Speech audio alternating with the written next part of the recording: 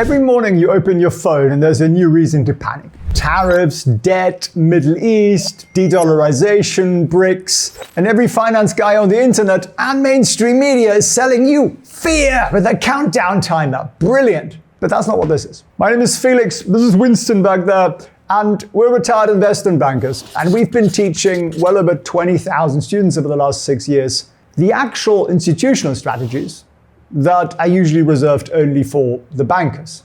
And today I'm going to expose a policy change that could either make you really wealthy potentially, or it could wipe out your retirement, depending on what you do next. And I follow one simple rule. I follow what can't be printed. That's it. So here's what you're getting today. You're getting the whole picture plus the specifics in one sitting. No hype, just the connection between what's happening at the top and where the capital, the money actually flows. So let's start at the very top. The US dollar system, the one that's held up global trade since World War II, it's 80 years old, woohoo. But here's the math problem. America has $40 trillion in debt. 40 trillion freaking dollars, and that's growing very rapidly every month. Now you can't repay that, right? It's just mathematically an impossibility. So there are exactly 3 exits here. Number 1, you default. You tell the world, sorry, we can't pay. Now that ends the world and the dollar. And number 2, you can do austerity. You cut spending in half, you cut benefits, and you probably start a civil war. Or number 3, you just print more money. That's the one that's politically survivable, and that's the one that's happening. And while that's happening, central banks, the ones printing the money, bought about 1,000 tons of gold last year. 3rd record year in a row. Meanwhile, the BRICS countries are building a parallel finance settlement system. So the thesis is fairly simple. Cash is trash. And if you follow what can't be printed, you follow commodities and alternative forms of money, which brings us to where this is actually playing out. 4 sectors, 4 chapters. First, let's talk about silver. Here's the thing about silver that people just miss. It's not just money. It's not just jewelry. It's half money and it's half an industrial metal, which means it gets squeezed from both sides, the stackers and the industrial demand. About 30% of silver demand comes from solar panels, electric vehicles, AI chips, defense systems, industrial applications. And they're all growing, like really rapidly, because the US is re-industrializing, if you hadn't noticed. And then the rest is money-like demand. People treating it like what it actually is. It's like wealth you can touch and that they can't print. And for the 5th year in a row, we are using, as in destroying more silver in industrial applications than we are pulling out of the ground. 5th year in a row. So what does that mean? The amount of silver above ground is declining. So you've got real supply constraints, you've got real demand, and you actually have a price that's reflecting neither, and we get into that in a bit more detail about the whys and the hows. Now, second, we have gold. And gold's been money for 5,000 years, but it's not an investment. It's sort of like a lie detector for currencies. Like, Winston, you could sniff out something that wasn't true, couldn't you, Winston? Winston, can you sniff things out? Yes, you see a very, very large nose. But if you go back far enough, a Roman soldier made about 1 ounce of gold per year. That was his salary. 1 ounce of gold back then, you know what it would buy? It would buy a nice uniform, pretty decent one, shoes that would last, marches of thousands of miles. And what does an ounce of gold buy today?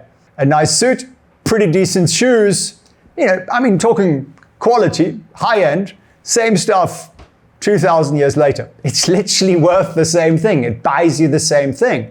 The US dollar, since 1971, when we went from the gold standard to the just a standard, it's lost 90% of its power, 90% of its value. You need $10 today to buy what $1 bought back in 1970 something. And the central banks know it. So they're buying gold. More every year. And it's genuinely rare, it's scarce. All the gold in the world that we've dug out of the ground for the last 5,000 years could fit into a couple of Olympic swimming pools. 3.5 to be precise. It's really not a lot, is it? So it's just genuinely rare. I have a friend who's starting a gold mine, and he was telling me there is, in a ton of rock you get out of the ground, there is typically between 6 and 25 grams of gold in that. Like a teeny tiny amount. The rest is just other stuff. It's a bit of silver in there, a bit of copper or something, but it's mostly rock. But I mentioned copper, and copper is our third sector. Copper is really, really boring. No one gets excited about it, but it's the most important metal nobody really talks about. And there's a reason for it. 4 sources of demand, which are all accelerating because we've got AI data centers. They need massive amount of wiring and cooling systems made by copper. Second, electric vehicles. An EV uses 200 pounds of copper, 200 pounds. And then we have the grid, right? They have to upgrade the power infrastructure because we're using a lot more electricity and we're using it from renewable sources and all that kind of stuff. And that needs a lot more of that. And that needs copper. And then we've got fourth, defense, radar systems, weapons, infrastructure. Military spending is highly copper intensive.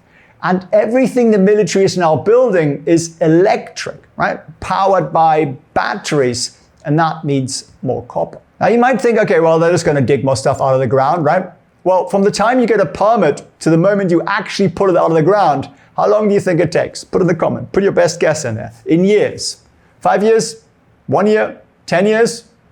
The average is 15 to 20. 15 to 20 years. So this is not something that you fix rapidly.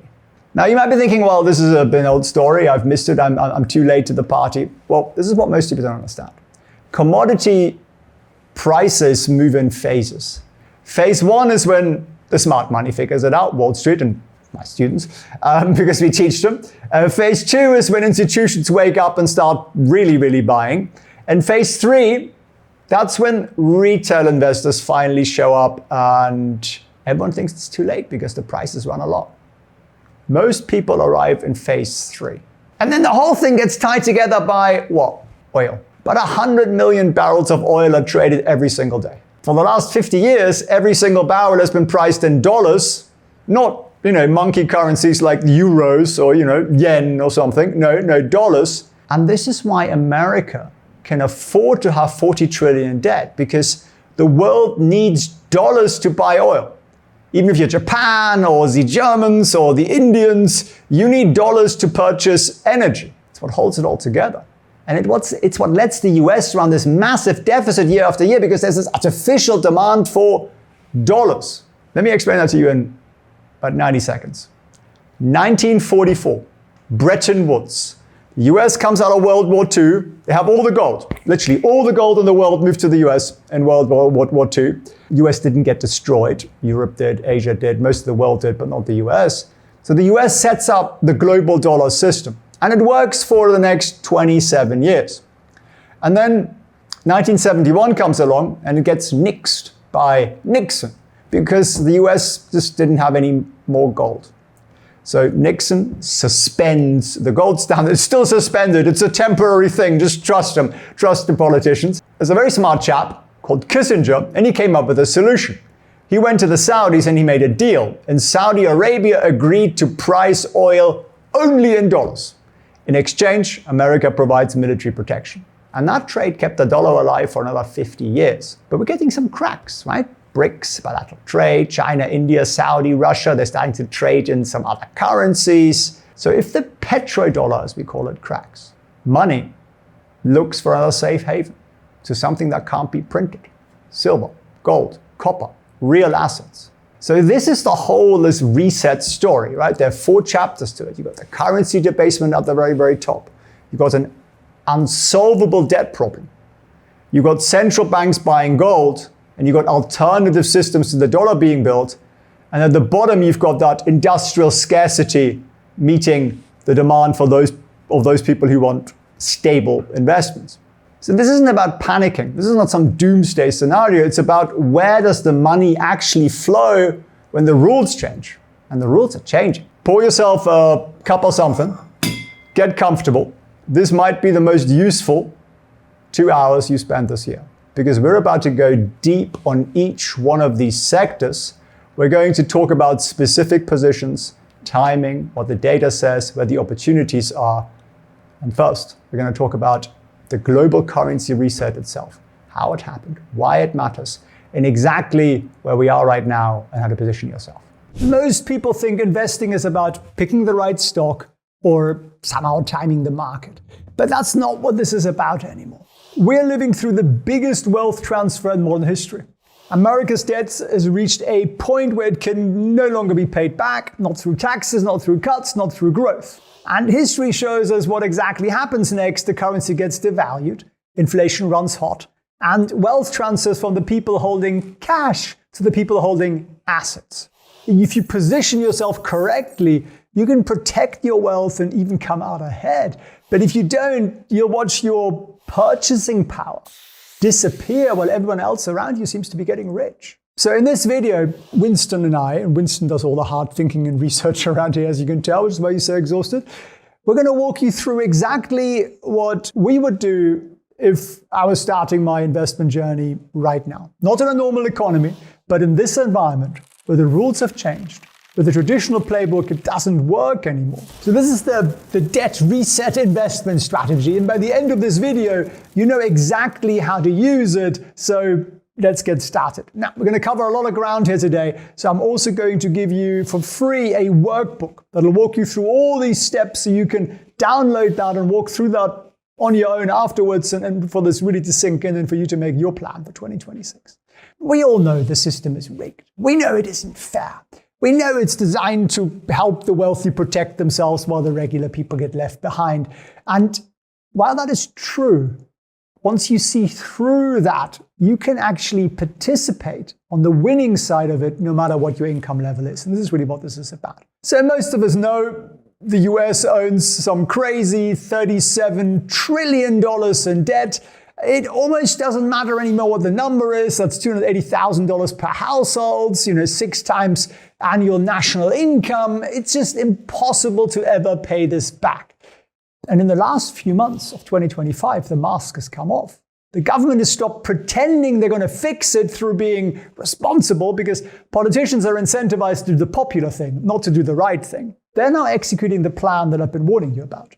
They're cutting interest rates. So we are getting lower rates. And that's even though inflation is still pretty high. And they're basically saying GDP growth has to come in at something like 20%. That's not going to be real GDP growth. That's going to be inflation.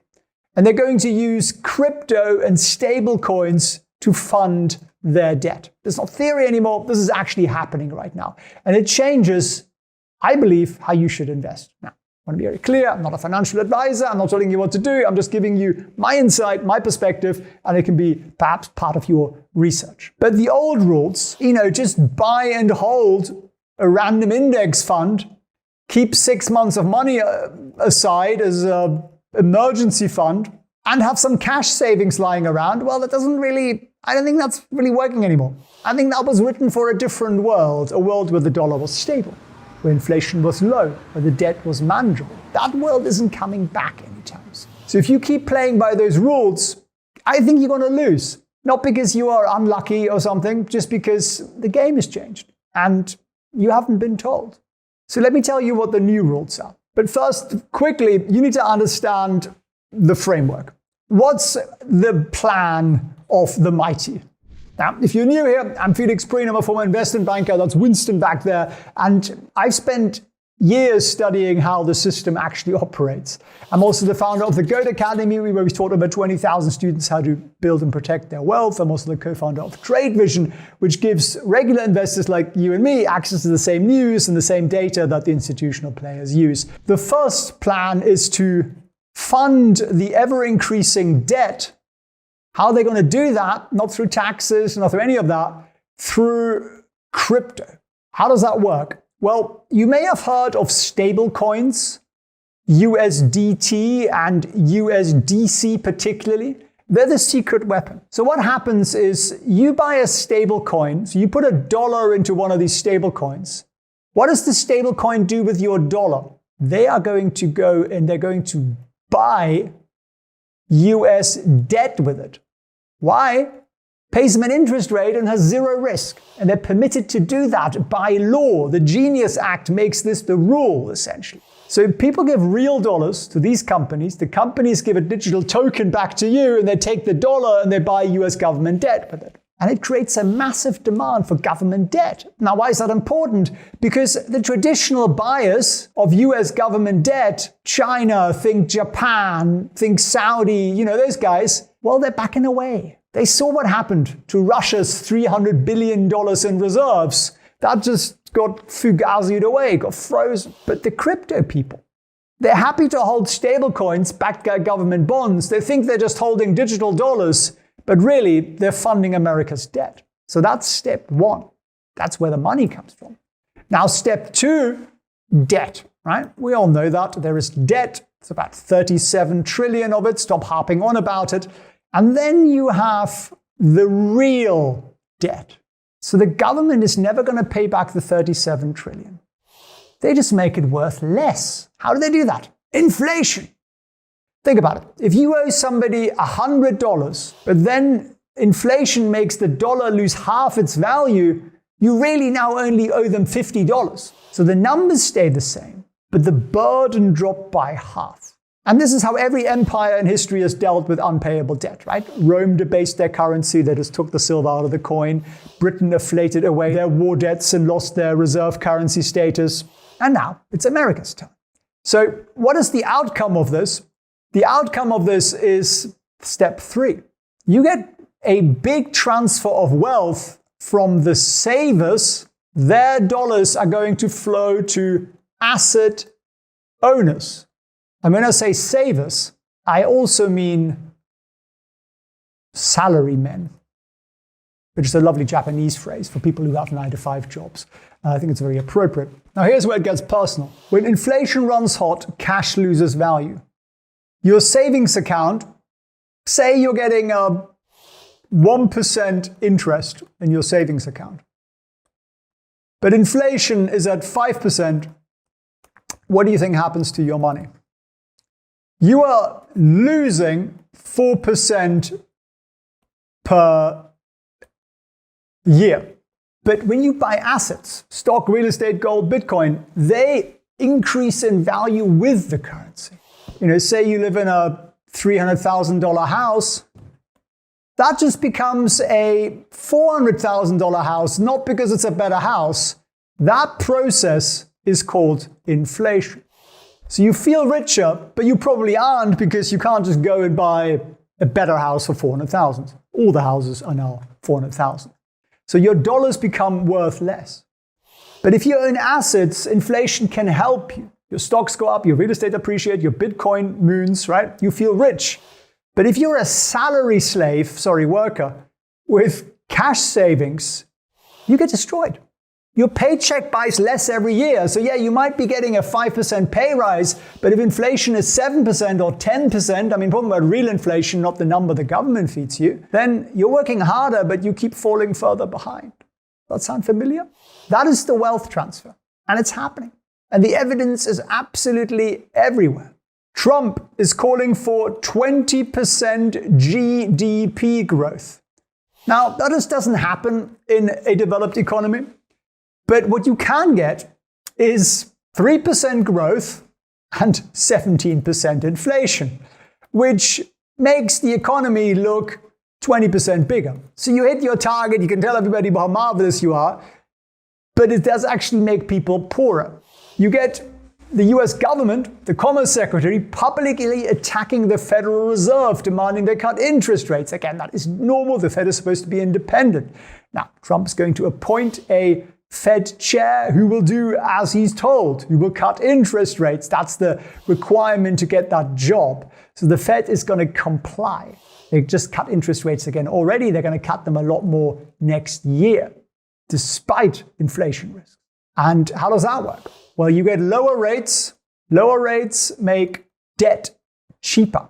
Think about your car loans, your store cards. I hope you paid them off, but you know what I'm talking about. All your interest drops. It's cheaper to do that. So what are you going to do? You're going to spend more, right? The same applies to companies. It's cheaper to build the new factory, to buy the new machine and finance it.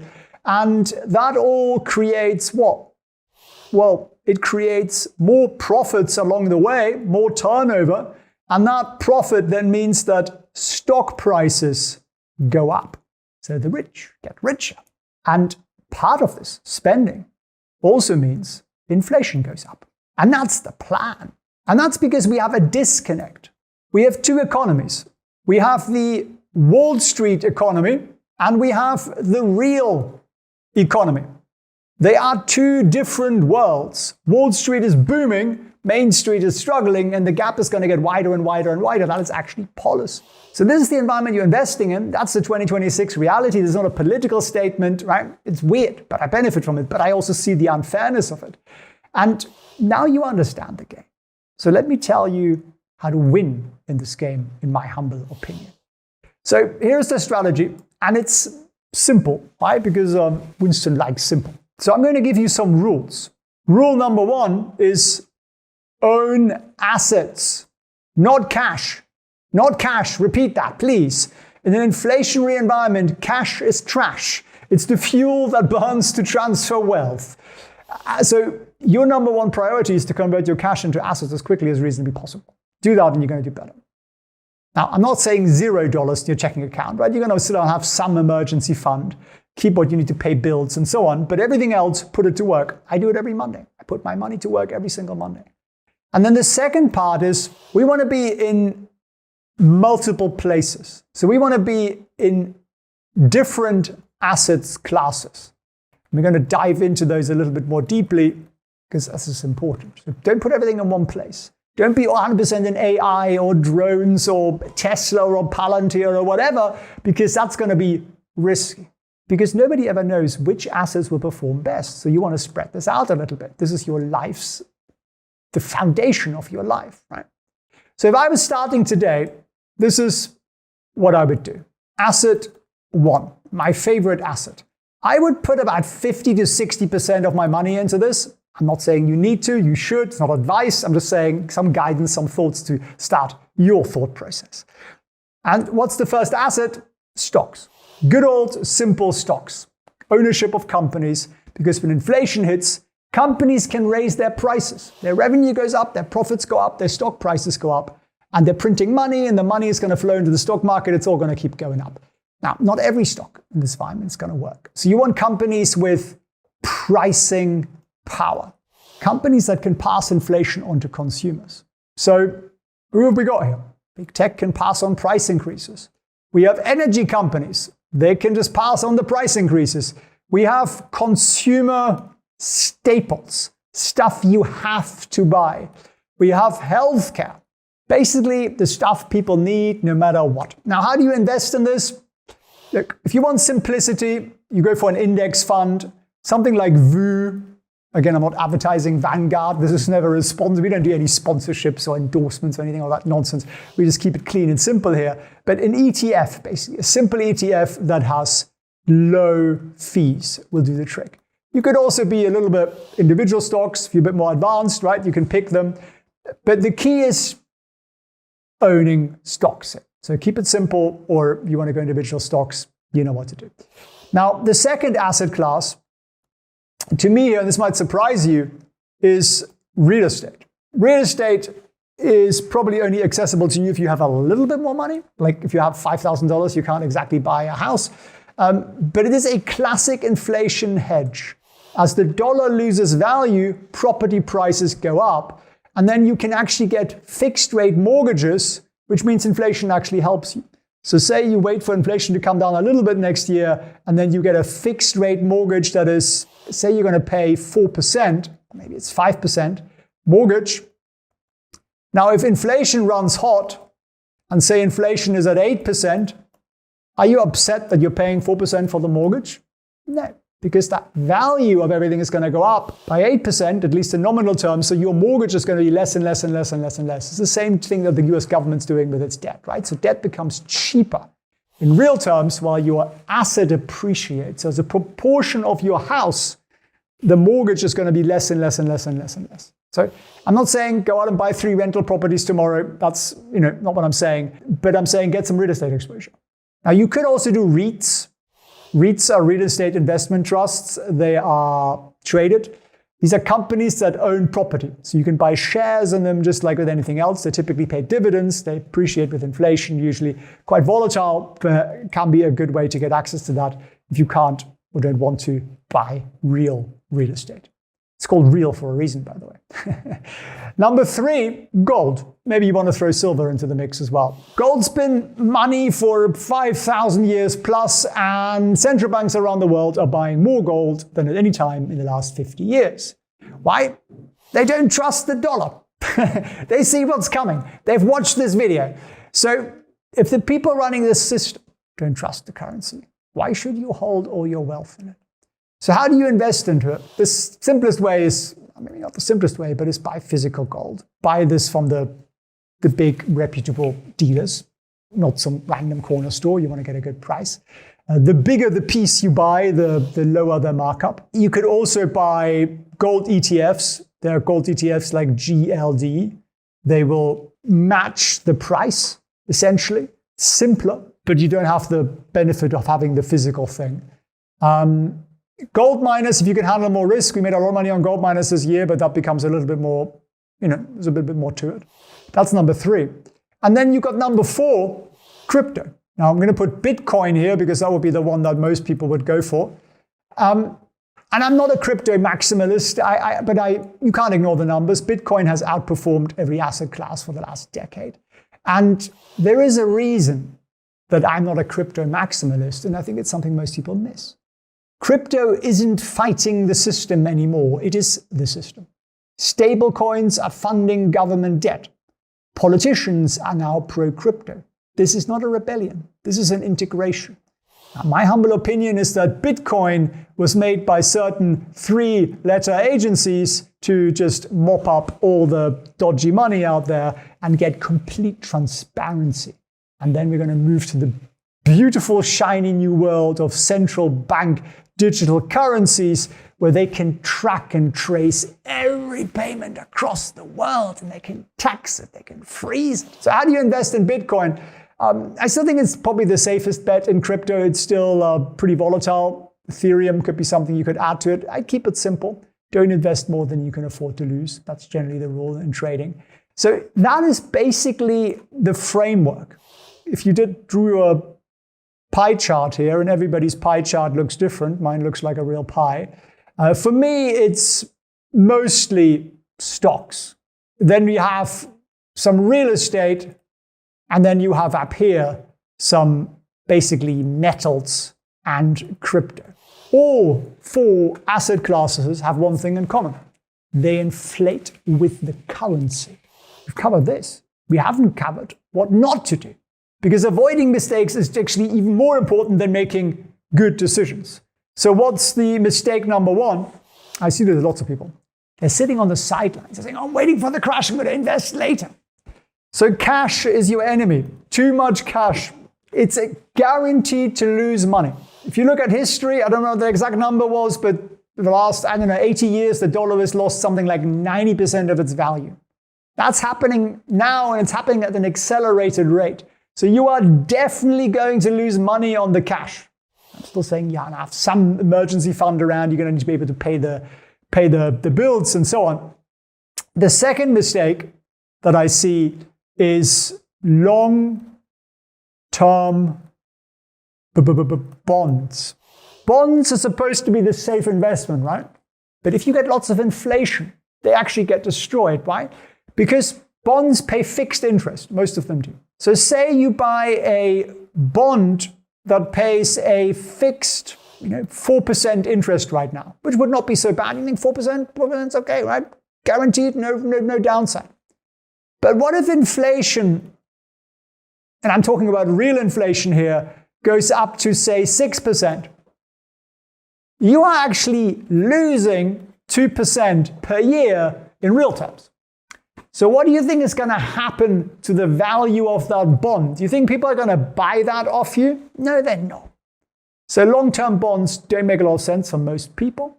Now, if you're in retirement, can be a part of it, right? Just don't lock up everything in these long-term treasuries with fixed interest rates. There are floating rates that can be better. There are some corporate bonds that actually can make a lot of sense, but the long-term treasuries seem like a mad thing to do. And then number 3, this is for the timers. the market timers. You want to wait for the perfect moment, don't you? I'll invest when the market pulls back. I'll wait until things settle down. But here's the problem. The plan's in motion. The Fed is cutting rates. The government's printing money. The government's spending $2 trillion more per year than it has. Asset prices are rising. Every month you wait is a month of devaluation. Every week in cash is a week you lose. Don't try to time it perfectly. There isn't the perfect timing. Dollar cost average, if that makes you feel better. So take your lump sum and spread it into the market over 6 months, right? Psychologically, that can often make things easier. It's the same thing. And then number 4, people ignore the world, especially you Americans. You don't realize there is a world west of California and east of New York. But no, in all honesty, this is happening everywhere. Europe is doing the same thing. They have the same debt crisis. They want to ease policy. Japan's been doing this for 30 years. Most of Asia is dealing with the same problem. So the whole world is coordinated in this. Every major central bank is going to print money. All currencies are going to devalue together. Even if you think, I can move to euros or yen or something, it doesn't solve the problem. They are all losing value together. That's why you need assets. Assets are the escape hatch. It's your life vest from all the currencies simultaneously losing value.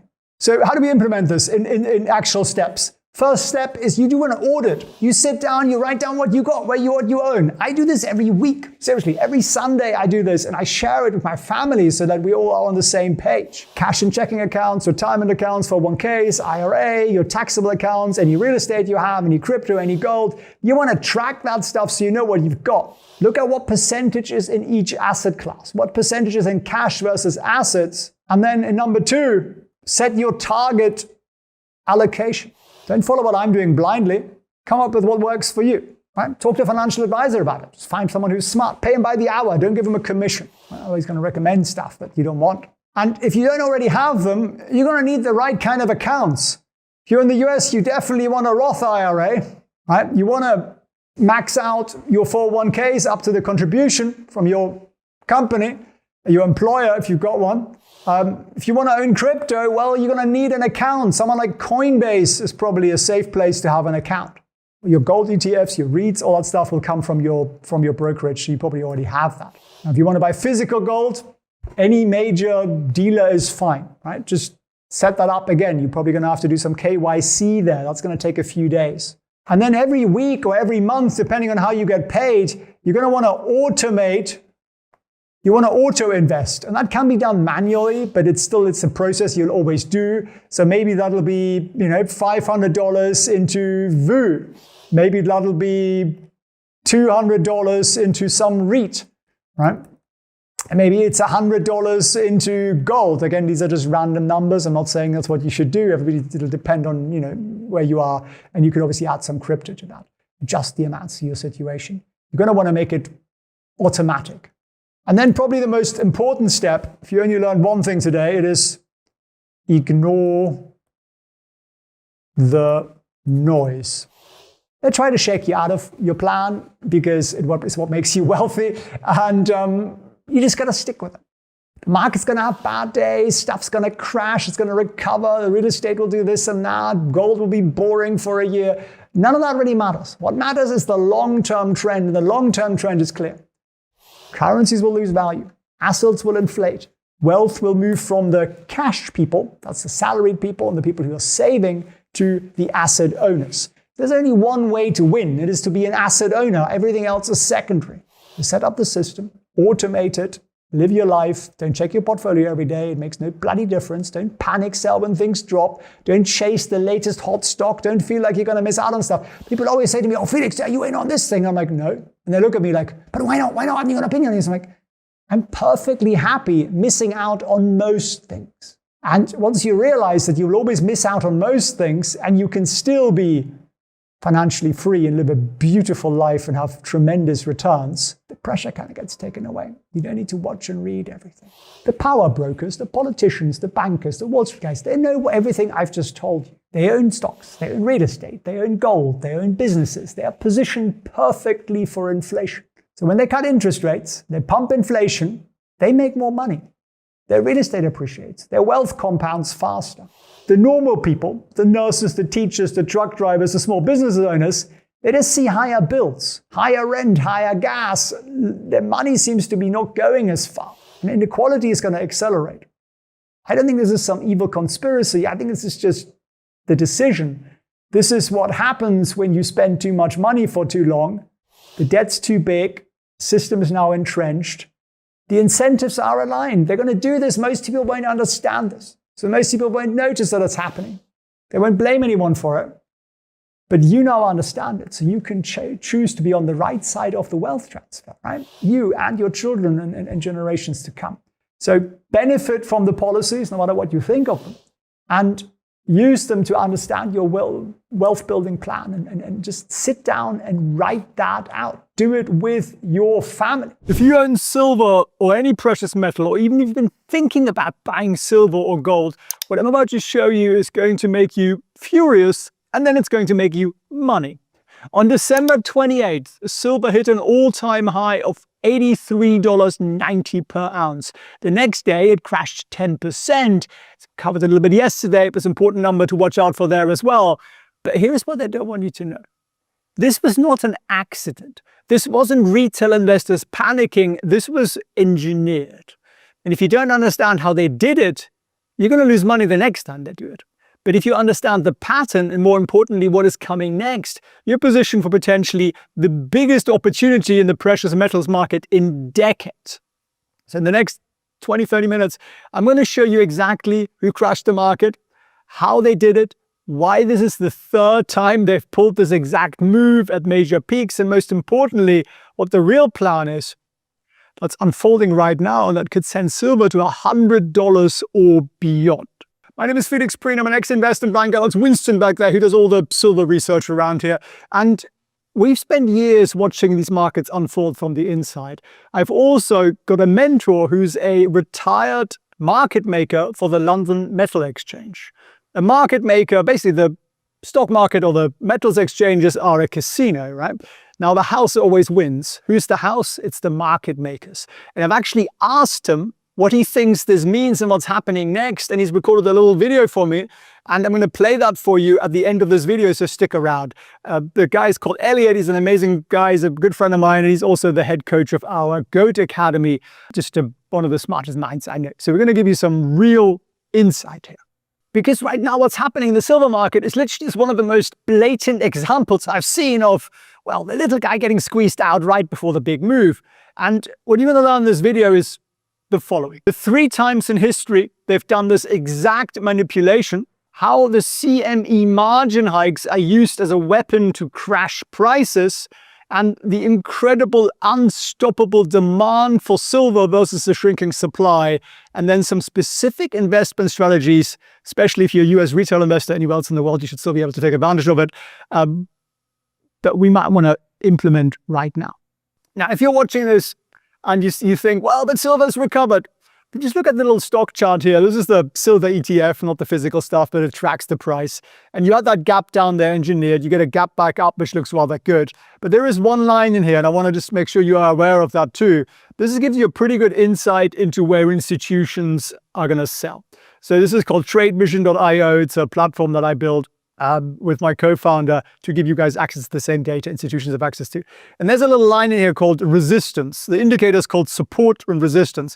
And that line tells you where the big boys, the market makers, are likely to sell. So at 70, they're likely to sell. Well, what happened the last 3 days? Well, each time we broke through 70, those buggers started selling. So it's pretty useful insight into what's actually happening in the market. So watch out for the $70 mark there.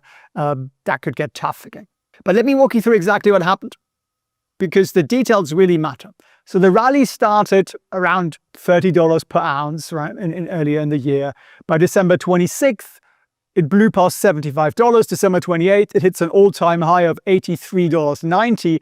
That is a 163% gain. This wasn't a random pump, right? This was a real sustained rally by real fundamental factors driving it. We're going to get into those in a second. The crash that followed, within a few hours, silver plummets more than 10%. wiped out weeks of gains. How? Well, it caught leveraged traders using margin and leverage off guard. It triggered a massive wave of forced liquidations. Now, if you're watching this, you're thinking, well, Felix, that's just what the market does, right? Prices go up, prices come down. Well, you'd be wrong on this one, I think, because there was a very specific catalyst that triggered this crash.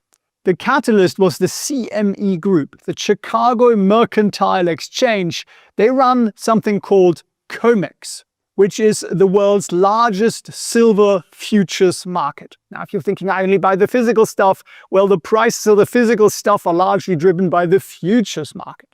And on December 29th, right as silver was peaking, they did something rather interesting, would be a polite way of describing it. They raised margin requirements. Now, let me explain what that means. In futures trading, when you trade a futures contract, you don't pay the full price of the silver. You basically put down a deposit, and that's called margin. Think of it like a security deposit to cover potential losses. Now, let's say futures normally require $20,000 in your account. That contract might allow you to control about $400,000 worth of silver. So you're controlling $400,000 worth of silver with just $20,000. That's leverage, right? So what happens when CME raises margins? Suddenly they said you needed not $20,000, but you needed $25,000. Doesn't sound like a huge difference, but if you don't have that extra $5,000 in your account immediately, you get a margin call.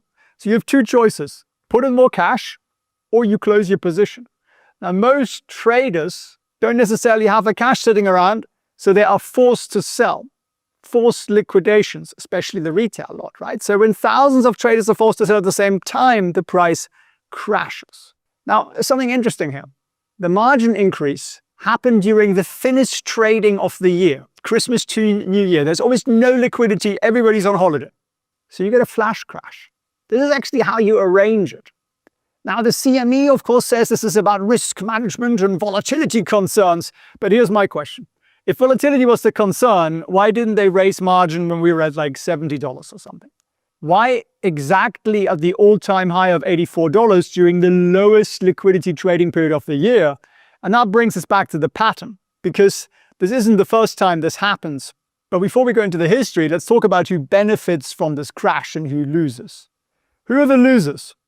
Retail traders using leverage, don't do it, children, and small institutional players, and anybody who bought the top, right? They were on the wrong side of this trade because they don't really understand the manipulation. Sorry, the what was it about? Protecting the market or something, right? Who are the winners? Well, the commercial shorts. So the big banks who were short silver. The COT data from December 20th, just a week before, it comes out only once a week, showed massive commercial short positions, over 100 million ounces equivalent short. So those are the big banks, the primary dealers, institutional players. And when silver was at $80, those guys were underwater. They were losing money. They were crying. Now, when it crashed to $73, they made about $1 billion back in just that move. You see what's going on there? Can you read between the lines? Now, before we get into the real details here, we've just started publishing a newsletter on gold and silver. It's an email that comes out. You can choose a daily one or a weekly one. The weekly is more like a PDF that walks you through the meat of it. The daily one is just to keep you up to date. It's completely free. It costs you absolutely nothing at all. Here's the link on the screen, felixprehn.org/silver. So register for that if you are interested in gold and silver. It is 100% free, and it's just good insight. But let's go back to the story. If this was a one-time thing, you could say, oh, it was just a random freak incident. But this is the third time they've run this exact playbook at major silver peaks. In 1980, the exchange changed its rules, and silver went from $50 down to just $10. In 2011, silver hit $49, and they increased those margin requirements 5 times in 2 weeks and forced a 48% crash. The first one was like an 80% crash. And then 2025, silver hits $84. We get 2 margin hikes in just 2 weeks, and we get a 10% crash so far. So 3 times 3 major peaks, 3 interventions, same playbook, right? So is this not the scheme?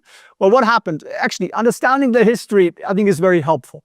And let me just walk you through it briefly. In 1980, we had the most legendary silver manipulation ever. And it involved 2 Texas oil billionaires, Nelson Bunker Hunt and William Herbert Hunt. The names are marvelous, aren't they? They're called the Hunt brothers. And they believed silver was massively undervalued, so they started systematically buying physical silver, hundreds of millions of ounces. They also used futures contracts to amplify their buying pressure. Essentially, they were trying to corner the market. So silver went from below $10 to over $50 at the top. The London spot market even hit $54. That would be today's price is about $200 per ounce, by the way, if you take inflation into account. So this is a crazy price, right? And it was an unprecedented squeeze that they created.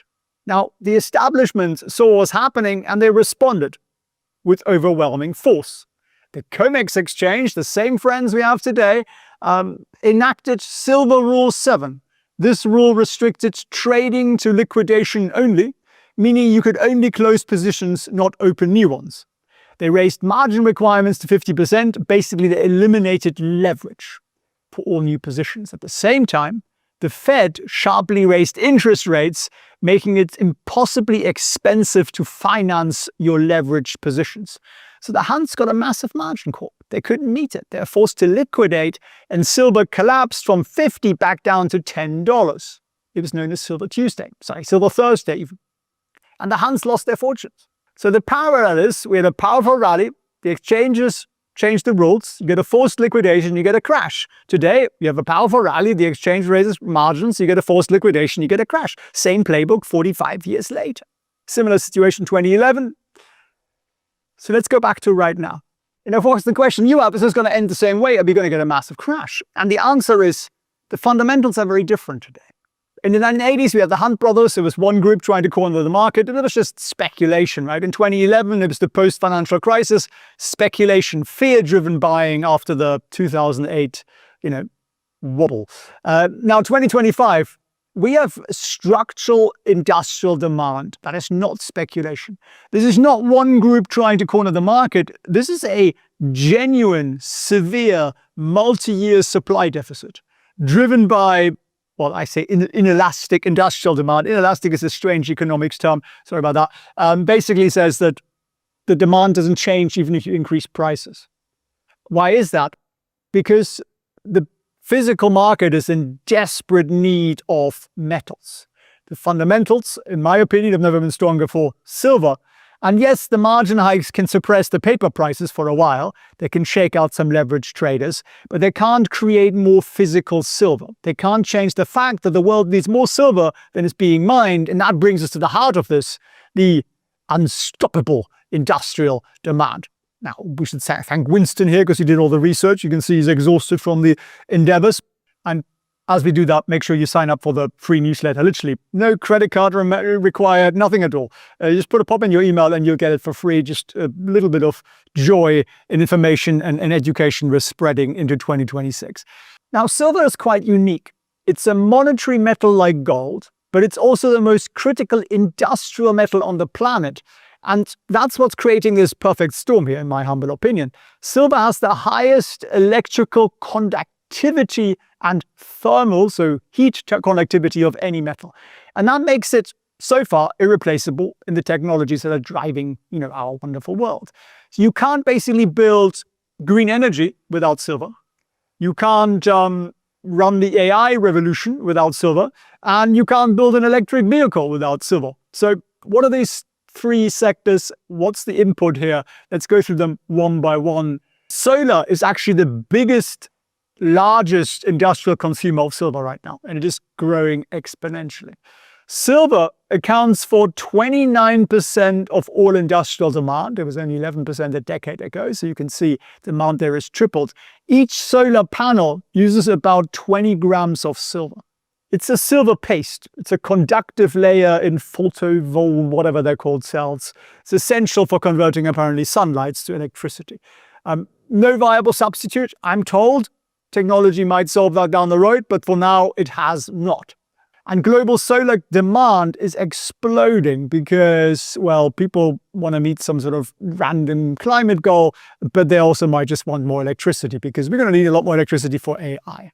And according to my research, silver could demand 85 to 90% of all known silver reserves by 2050. Not a typo. 90% of all known reserves could just go into solar panels. Crazy stuff, right? So one sector could theoretically consume basically all silver available in the next 25 years. And then you've got EVs. This is why Elon's upset about these high silver prices. They're the second massive demand driver. A typical battery vehicle needs about 25 to 50 grams of silver, which is about 70% more than a usual, combustion, dirty, lovely engine. So it's critical for battery management, power electronics, charging, all that stuff. You need silver-heavy components. Now, car manufacturers are not going to just stop production lines for lack of silver, right? So those guys are just going to pay what they need to pay because they're going to make the car. So we've got solar consuming 29% of industrial demand. We've got EV growth accelerating. And then there's the third factor, which nobody really talks about, that is A and I. Now, AI is actually a massive physical infrastructure. The build-out is happening right now, and it is a huge consumer of, you guessed it, silver. Every AI server, every data center requires thousands of high-performance electrical connections, and these connections rely on silver because it conducts better than anything else. And so this was not a factor in 2011 or in 2020. This is a new demand. It's been added on top of the solar, on top of the EVs, and tech companies are literally in an arms race to build the most compute power, the biggest data centers, and each one is a silver consumer. Now here's where it gets really interesting. On the paper market, so the futures market on COMEX, silver crashed. The physical market is telling a very different story. Let's talk about the Shanghai premium. The normal premium for physical silver in Shanghai is about $5 to $10 above the COMEX price, which is the Chicago lot, that we love so much because they care about us. Now, I'm not quite sure we get the 35 from here, but it was $8, which is pretty elevated during the last week. So what does that mean? Well, physical buyers in Asia are ignoring the paper price, and they're paying a massive premium to secure the actual physical metal. And that signals a genuine shortage of physical silver available for delivery. So the physical market is screaming, we need metal now, right? And the paper market is saying, everything's fine, calm down, we're shorting this thing, let's make it go down. But the inventories tell a very different story. The Shanghai silver inventory is down 86% from its 2020 levels. The London vaults are also showing drawdowns. COMEX is seeing declining inventory. And at these current levels, these hubs will only hold about 30 days or so of usable silver, which is weird.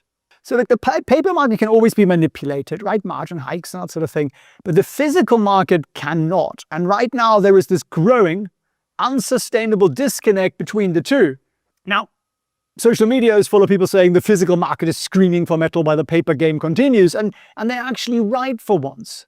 And these disconnects, they can't last. Eventually, the paper price has to reflect the physical reality, or the paper market starts to become irrelevant. So we've covered the unstoppable demand. Well, let's talk about supply, because this is where the crisis becomes undeniable, in my opinion. The silver market is in its 5th consecutive years of a supply deficit. This means for 5 straight years, demand has exceeded total supply.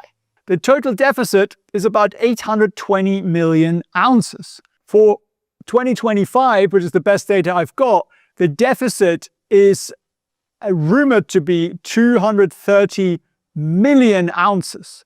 Now, what does that mean? Well, it's the entire annual output of Mexico, one of the world's top silver producing nations. So it's a lot of silver. The world produces about 800 to 850 million ounces per year. So it's about a quarter of that missing. And on top of that, you have recycling, which adds another 200 million. So you got about 1 billion ounces a year of total silver production. Demand is about 1.2 billion. So you got that gap, and it's a big gap. So how is the deficit being filled? Inventories are being drained. Exchange vaults are being drawn down, and the strategic stockpiles are being tapped into. But these are finite amounts, right? Eventually, you're going to run out. So why can't the supply catch up? Well, mine production is actually down from its peak. There's been underinvestment. Silver prices have been low. Why the heck would you want to start a silver mine, right? Now, a new mining project takes 8 to 12 years to bring into production. You can't just flip a switch and say, I want more silver.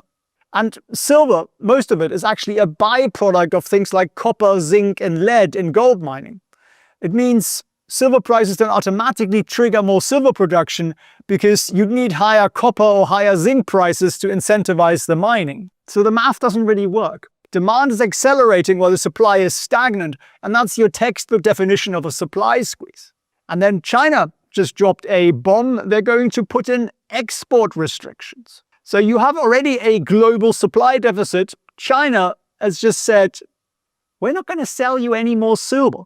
Now, there are export license requirements for it, but it's very, very strict. It's very hard to actually get those. Why does it matter? Because China controls about 60% of the world's refined silver supply. Yeah, 60% just kind of matters, right? So most of the world's global refined silver comes from or through China. And why are they doing it? Well, they want to preserve their own domestic stockpiles because they are a major industrial nation. It might also be a political element in that. We're not going to get into that. We're just going to take the information as it's being given to us. But it's pissing people off. Even Elon Musk tweeted, he said, this is not good. Silver is needed in many industrial processes, certainly in all of his. But it tells you something. The guy makes EVs, he makes solar panels, he makes AI chips, and he's warning about silver supply. You know this actually matters. Now, let me give you one more piece of context that kind of ties this all together. The gold to silver ratio. What is it?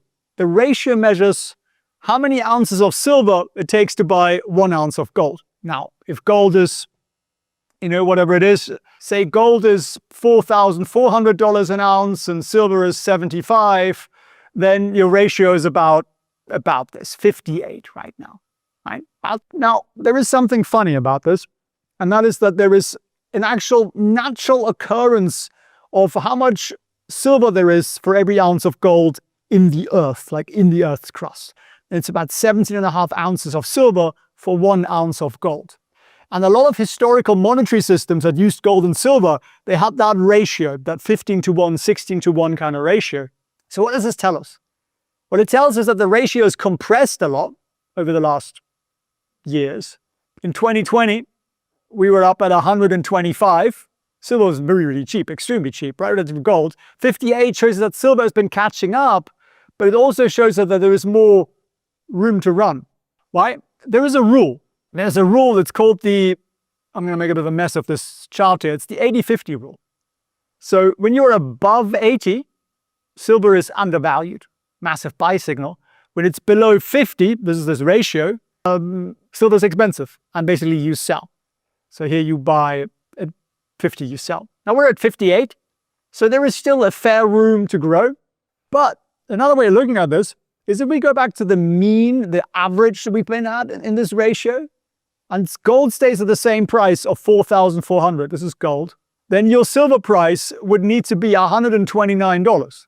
I don't think anybody would be very unhappy about that who's watching this video and is into silver, right? So that's why a lot of Wall Street analysts or silver analysts are basically saying, we're still bullish.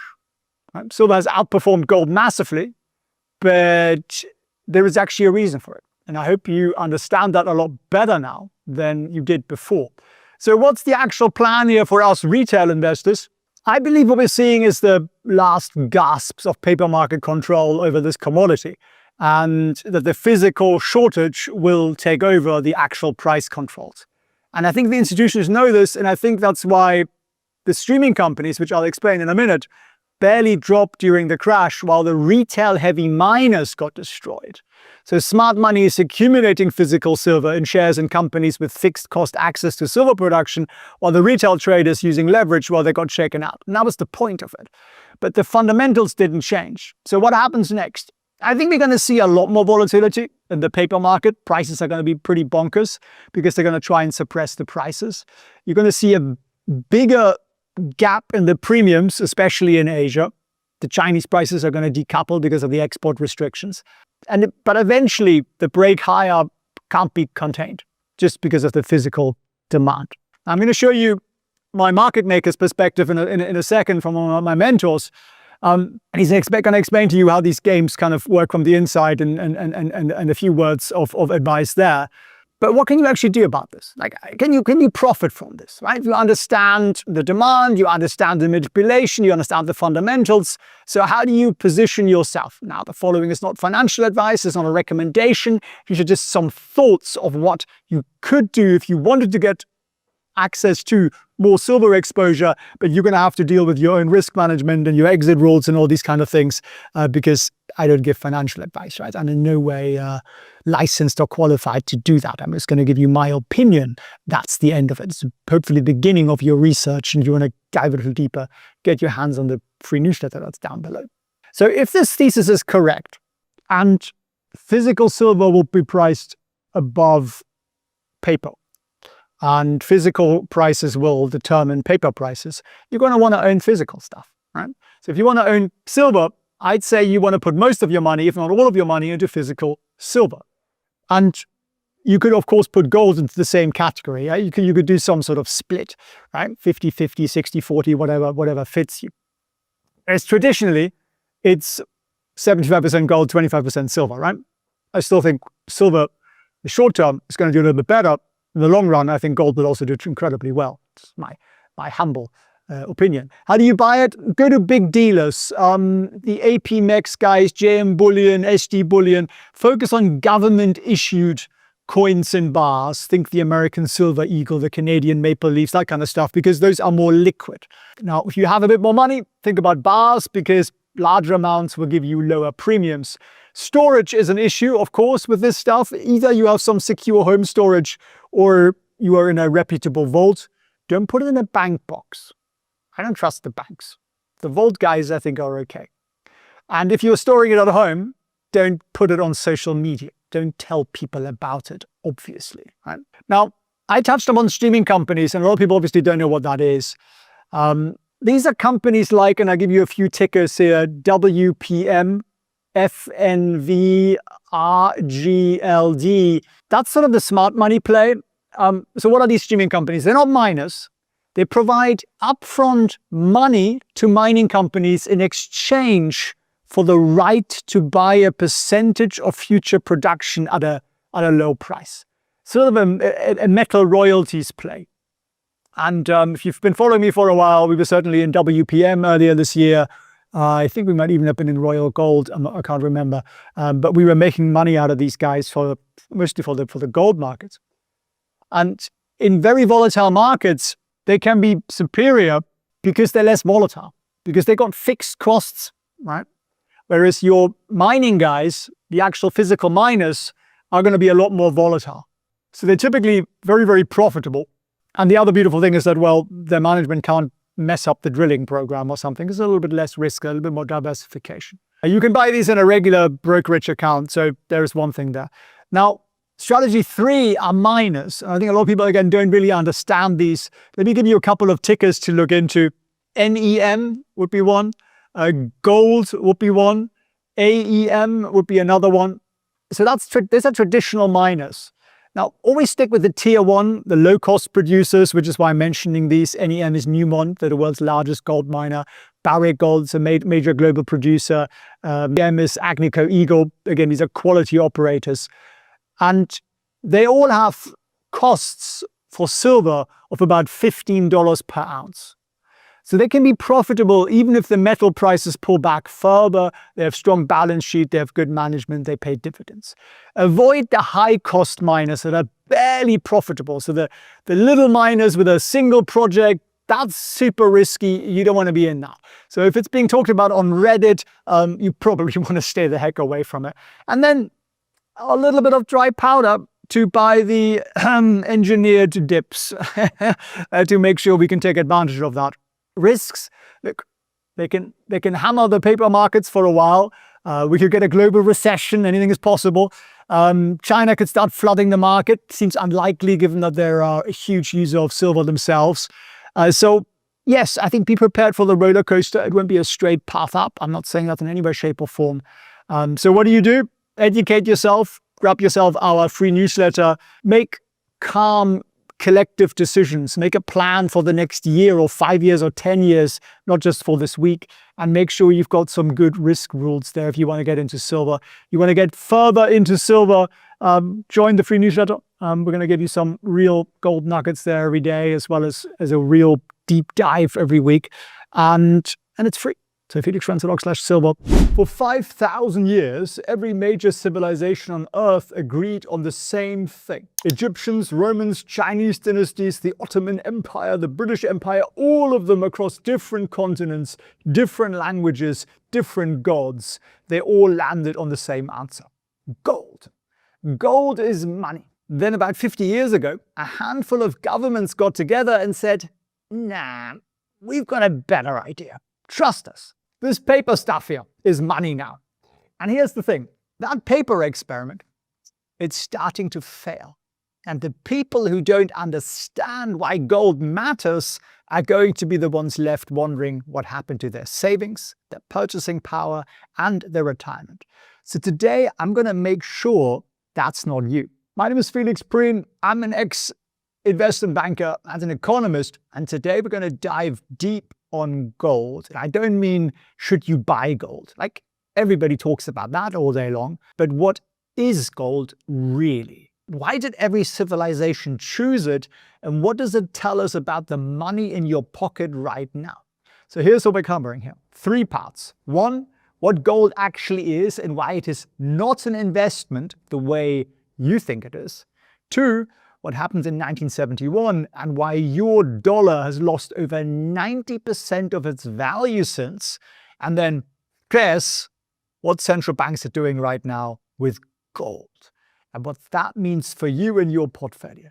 If that sounds good, let's get into it. But first, I put together about a 20 or 30 page gold research report for you. It covers everything in this video, plus the data, the charts, the historical timeline, allocation frameworks, all of it to really get you up to an investment banking framework of understanding gold. And it's free. There's no catch. There's a link in the description below.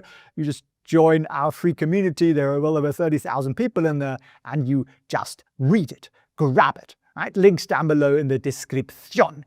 Now, what is gold really? So my mentor years ago told me something that kind of rewired how I think about money. And he said something like, Felix, follow what can't be printed.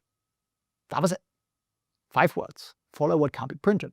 And once you hear that, you actually can't unhear it. It changes how you look at everything. Stocks, real estate, Bitcoin, and especially gold. Because here's the question everybody asks. Out of every element on the periodic table, remember that in school, that horrible table you had to remember? There are 118 elements. Why did humanity pick gold?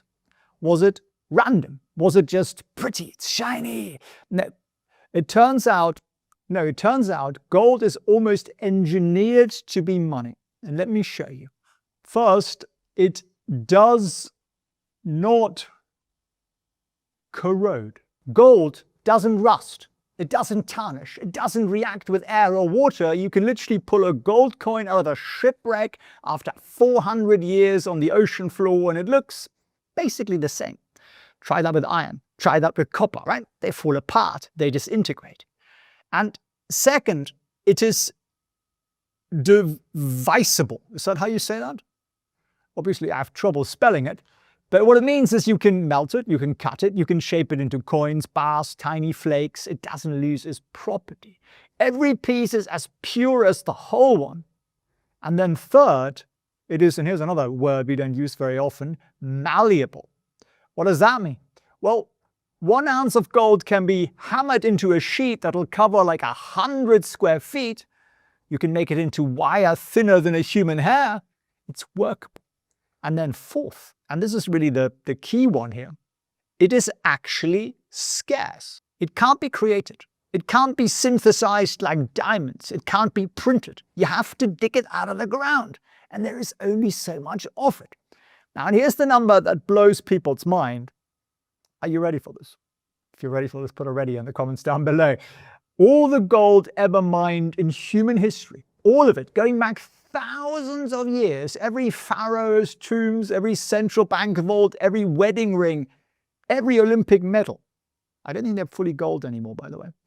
If you melted it all down into one big cube, it would fit inside 3.5 Olympic swimming pools. That's it. Just 3.5 Olympic swimming pools. Which isn't really all that much, is it? 8 billion people, and we have 3.5 Olympic pools of gold in the world. That surprises you. Put a "I'm surprised" in the comments down below, because I want to make sure that lands for you. But this is important. You need to understand a distinction that most people, even most financial people, get wrong. Gold is not an investment. And why is it not an investment? The gold people are going nuts right now. Give me a second. An investment is something that generates cash flow. A rental property generates rent, a stock generates earnings, a bond pays interest. Gold just sits there. It doesn't do anything. It doesn't pay you a dividend. It doesn't grow revenue. So what is it? Gold is one thing. Gold is money. It is a store of value. It's a measuring stick. It's the thing that reveals whether your other money, the paper stuff, the digital stuff, your real estate, whether it's actually holding its value or not. And here is a thought that a Roman soldier, a centurion, sort of a seniorish soldier, 2,000 years ago, he earned about 1 ounce of gold per month. That was a pretty good salary back then. I mean, he was out there killing people. He had to get paid. He was a professional soldier. He was a middle-class soldier. Right? Now, 1 ounce of gold in Rome would buy you a quality toga, a leather belt, and a pair of sandals. Essentially, a very high-quality, nice outfit, like a quality suit today. Right? Now, fast forward 2,000 years, and an ounce of gold today is, what is it, 4,000 in something right now, right? Give or take. What does it say here? So I'm recording this about 4,700. Obviously, this is going to change. This is a gold and metals news and data service that we have, which is something you're super happy to join if you wish. There's a link down below. It's about $6 a week if you don't like it. You can cancel anytime. And one of the things we look up, for example, is like, what are all the central banks in the world doing, right? And we'll maybe touch upon that a little bit here, but you can see, the Germans were selling some, for example, or, Turkey, big sell-off there and so on. And that's quite useful, but let's get back to the story. If you think about what does $4,000 buy you today? It buys you a good suit, right? Maybe from a nice brand or a tailor, and then a nice pair of high-quality shoes and a nice pair of a nice belt, and maybe a shirt and a tie with it, and you're pretty much there. Now, can you get it cheaper? Yes, of course you can, but you could also in Roman times. But the centurion had a standard, right? So literally 2,000 years ago, an ounce of gold buys pretty much the same thing. Gold didn't go up. It didn't perform well. Gold actually stayed the same. It's the dollar that moved. It's the paper lost value. Gold is just sitting there, being gold, doing what it's done for 5,000 years, telling you the truth about your currency, what it's actually worth. If that clicks for you, put that in the comments down below. Write clicks or soldier in the comments down below, because gold is money. It is not an investment. All right. So gold is money, real money, the kind that worked for literally 5,000 years. So what the heck happened? How did we end up with, this stuff here, the piece of papers? Sometimes cotton, sometimes plastic, whatever, with a bit of ink on it. How did this become money? Well, let me walk you through it, because the history is actually wild and insanely important to understand, so you can make better decisions today. And I promise, by the end of this section, you're going to look at every dollar in your wallet or in your bank account very, very differently. So before 1971, the US dollar wasn't a piece of paper, it was a receipt. Literally, if you had a dollar, you had a claim on gold. You could walk into a bank and say, "I'd like my gold, please." And they'd give it to you. The dollar was backed by hard physical gold.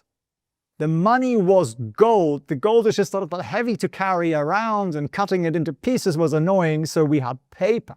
It's more convenient, right? Now, this system got formalized after World War II. 1944, Bretton Woods, New Hampshire. I've been to New Hampshire, which is lovely, but not to Bretton Woods. Anyway, 44 countries got together and said, all right, the US has most of the world's gold, because the US was actually the major beneficiary of the war. So the US dollar will be pegged to gold. And they said $35 is 1 ounce of gold. And you wish you would have gold at the price of $35 right now, right? Put 35 in the comments down below. And every other currency is going to be pegged, as in linked to the dollar. So the dollar was as good as gold, which is where that phrase comes from. And every other currency was as good as the dollar. So the whole global financial system was anchored to this one physical thing that couldn't be printed, couldn't be faked, it couldn't be inflated away. And it worked for a while. 50s, early 60s, we had stability, growth. The American middle class was built during that period, and the gold standard was the foundation. And then the 60s happened. Vietnam. The war was expensive, very expensive. The Great Society programs kicked in, also very expensive. The US government was spending more than it had, a lot more. And here's the problem with the gold standard. You can't print your way out of it. If you're spending more, you need more dollars. If you need more dollars, you need more gold. And there wasn't more gold. So other countries started to notice. And one country in particular, called the bluff, France. Charles de Gaulle, the French president, essentially said, "We don't trust that you have enough gold to back up all these dollars you're printing. We want our gold. Ship it over." And France literally sent a warship to New York to collect their gold from the Federal Reserve vault. That's not a metaphor. They literally sent a Navy vessel to pick up gold bars. And other countries started lining up. Britain, others, everybody wanted their gold. So it was a run on the bank of banks, except the bank was the United States of America.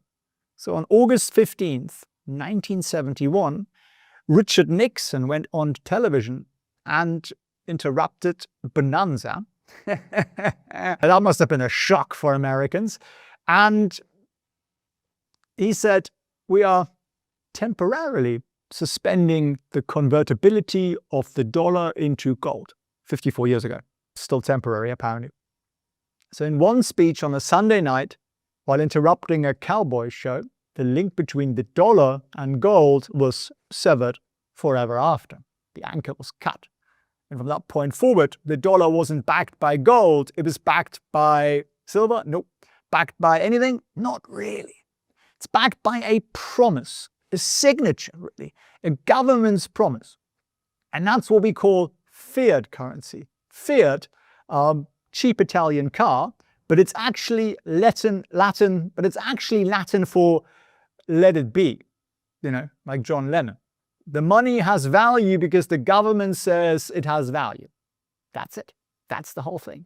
Fiat currency, trust us, it's worth something. And maybe you're saying, look, but it works, doesn't it? I mean, I buy stuff with dollars every day. What's the freaking problem here? Why are you drilling on about this? Well, the problem isn't that it doesn't work. The problem is what it does to you over time. And that's section 3. So let's make this visual for you. 1971. A dollar was essentially gold. Now, gold is limited in supply. Tell me what you think of my handwriting. You can't print unlimited dollars. So what does it mean? It means, trying to get this all on a half a screen, it means stable prices. Because there are only so many dollars, and therefore we don't really get inflation. Gold is scarce. Scarcity limits printing. Limited printing means your prices don't go nuts. Your savings hold their value. Your paycheck buys roughly the same stuff year after year. And then we get after 1971. Dollar is now basically backed by nothing. Nothing than a promise. Some say by the might of the American military and all that. Yeah, but that's just to make you feel better, right? There is no limit on how many dollars you can print. So what do governments do? Governments print whenever they feel like it, right? All the time. 2001, 2008, COVID, every time there is something a bit wrong in the world, they say, just print money. It'll fix everything. Everybody get more dollars, everybody be happy, everybody will love me. What happens? Prices go up and up and up and up, right? And that is what we call inflation. They go up forever. That's the whole story. Everything else, the inflation debate, the national debt, the cost of living, all that stuff, flows from this one change. You cut the anchor and the ship drifts. And we've been drifting for 50 odd years. So let me show you what that actually looks like in real numbers.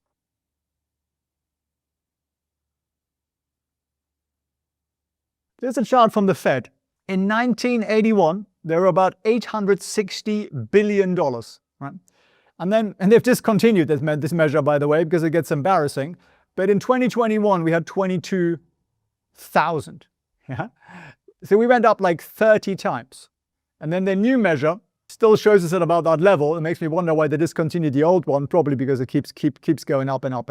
And yes, this crazy increase here, this sort of hockey stick thing, that was COVID. The US government printed 40% of all the dollars in existence in just 18 months. 40% of all the dollar's been around for like 100 plus years. And in just 18 months, 40% of all the dollars that are around right now, they printed in 18 months. Right? So what does that do to the value of the thing?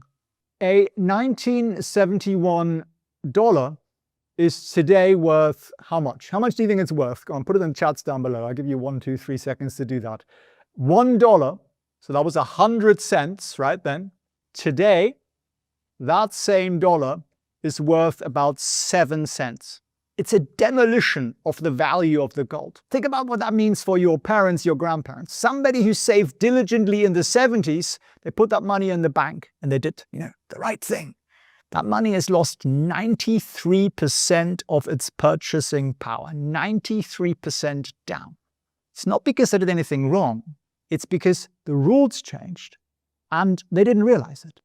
Now, maybe you still think this doesn't affect you, but when the government prints money, whether it's to pay for wars, stimulus checks, bank bailouts, whatever, obviously the bank bailouts are required. I had some friends who worked at Lehman Brothers. They were pretty hit pretty hard. I mean, some of them delayed the purchase of a new Ferrari, right? So, they deserve the bailout money. But that new money, in all seriousness, what does it do? It dilutes the value of the money you have. It's the same as if a company issued 1 billion new shares of stock. Now, you still have shares that don't disappear, but they're just worth less because they're more of them. Inflation is not prices going up. Inflation is your money going down. And that creates one of the biggest, quietest wealth transfers in history. From whom? The money goes from savers to who? Borrowers. And that's an odd concept. Literally, the money goes from the responsible people to the people who are borrowing money. It also goes from people who are holding cash to people who have assets. So it goes essentially from the working class to the asset-owning class. So if you're in a house, gold, stocks, inflation will lift your net worth. You will look more wealthy. But if you're saving in cash, if you're working for a wage, inflation eats you alive. And maybe you've noticed that, right? If you notice that, put it down below in the comments. It does it slowly, very quietly, every single year. And none of that was possible when money was actually gold, right? Now, let me show you what's happening right now that almost nobody's talking about. Because here's where it gets puzzling and maybe a little hypocritical. For decades, central bankers, finance ministers, treasury officials, they called gold a barbarous relic. Literally, that's a quote, by the way. It goes back to Keynes, lunatic lefty economist. We had to study that nonsense. And they said gold is outdated. Gold is a pet rock. Gold has no place in the modern financial system where we have to bail out the bankers every decade. No. What they're doing right now, this year, central banks around the world, actually last year, central banks around the world bought about, let me pull up the exact data for you. I go into my market intel thing here, where you can see what institutions are doing with gold and silver every single week. And the COMEX inventories and all that kind of stuff, which is an interesting, frightful chart. But what you can also see is central banks in 2025 bought over 1,000 tons of gold, which is pretty crazy. And we've seen that accelerate, 2022 to 2023 to 2024 to 2025. Record purchase after purchase. So who's buying it? Poland, China, Brazil, Turkey, India, Kazakhstan. Everybody, especially the emerging markets. Why are they doing it? 3 reasons. Reason number 1, de-dollarization. These countries are reducing their dependence on the US dollar, just like 71. They don't trust the dollar as much. And why? Because gold doesn't have a foreign policy. Gold isn't going to invade you. Gold can't be printed by someone else to pay their, war bills. Second reason, sanctions risk. And this is huge. After Russia invaded Ukraine in 2022, the US and Western allies froze about $300 billion of Russia's foreign reserves that were held mostly in US dollars.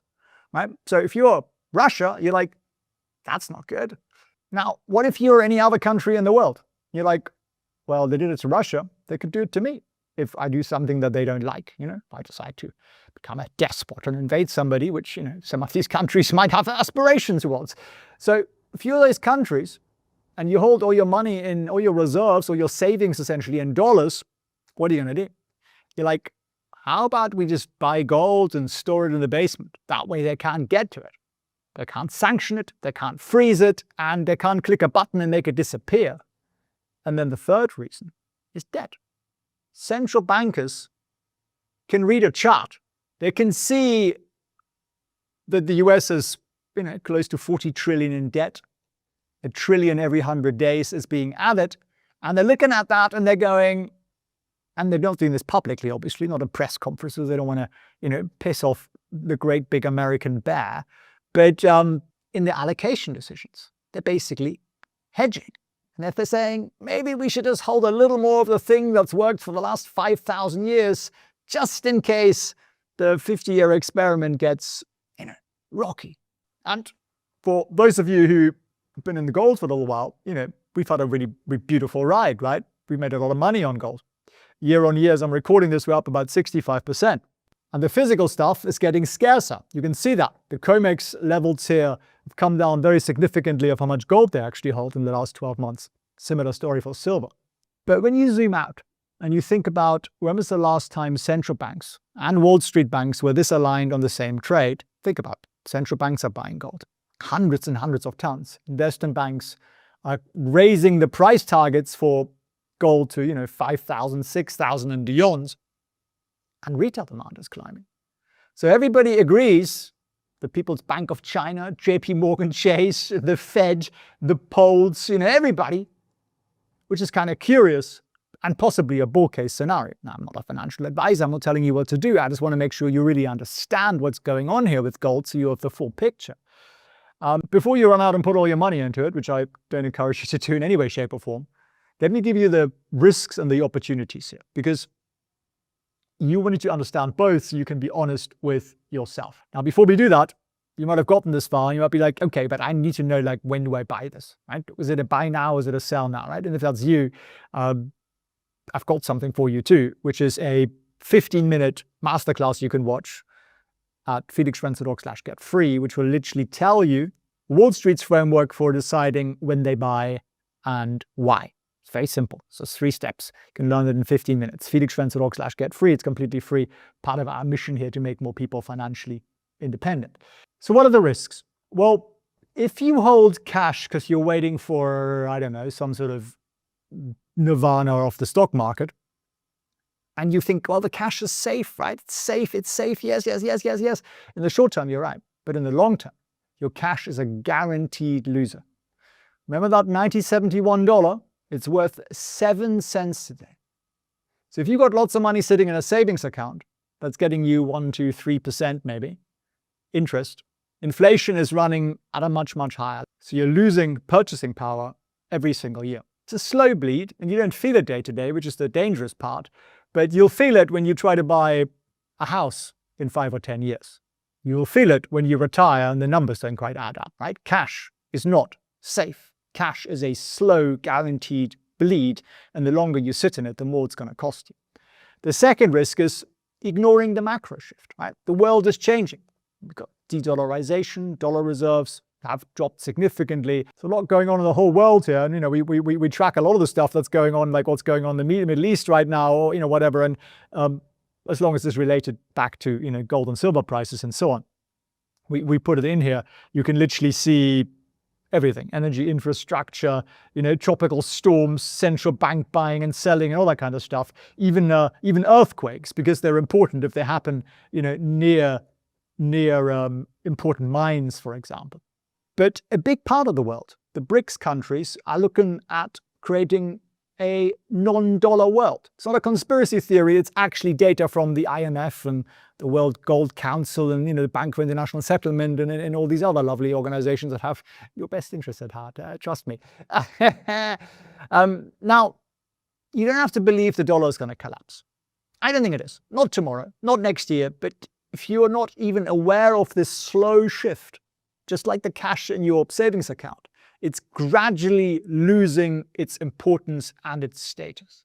But there is a third risk here, and that's buying gold the wrong way. Not all gold is the same. There's physical gold, there are ETFs, there are mining stocks, there are future contracts, and they're all different instruments with different risk profiles. So you need to understand all of those things together, and you wanted me to go into that. Let me know that in the comments down below, and we can make a follow-up video of that as well. But let me walk you through the opportunities. Right? Opportunity side, the happy side.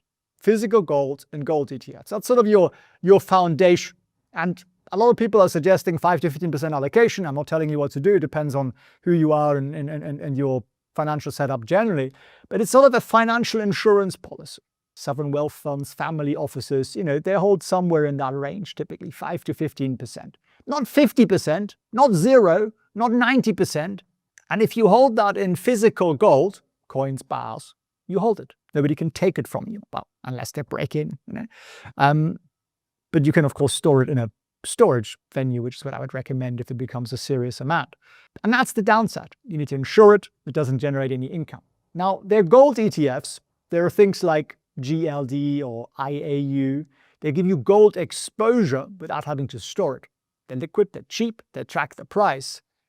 But the downside is you are trusting a financial institution.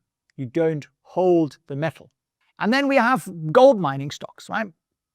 This is where it gets interesting for people who want potentially more upside and are happy to trade a bit more actively. And that's one of the things we track significantly in here in terms of what's going on with the gold miners and so on. There's a live update here every single day, which walks you through that and runs you through. There's a free newsletter in there as well in the community with a daily brief and so on. And a mining company, the beautiful thing with a mining company is this has more risk, by the way, but the way to look at that is it's just a leveraged play on gold. And then, of course, we have silver.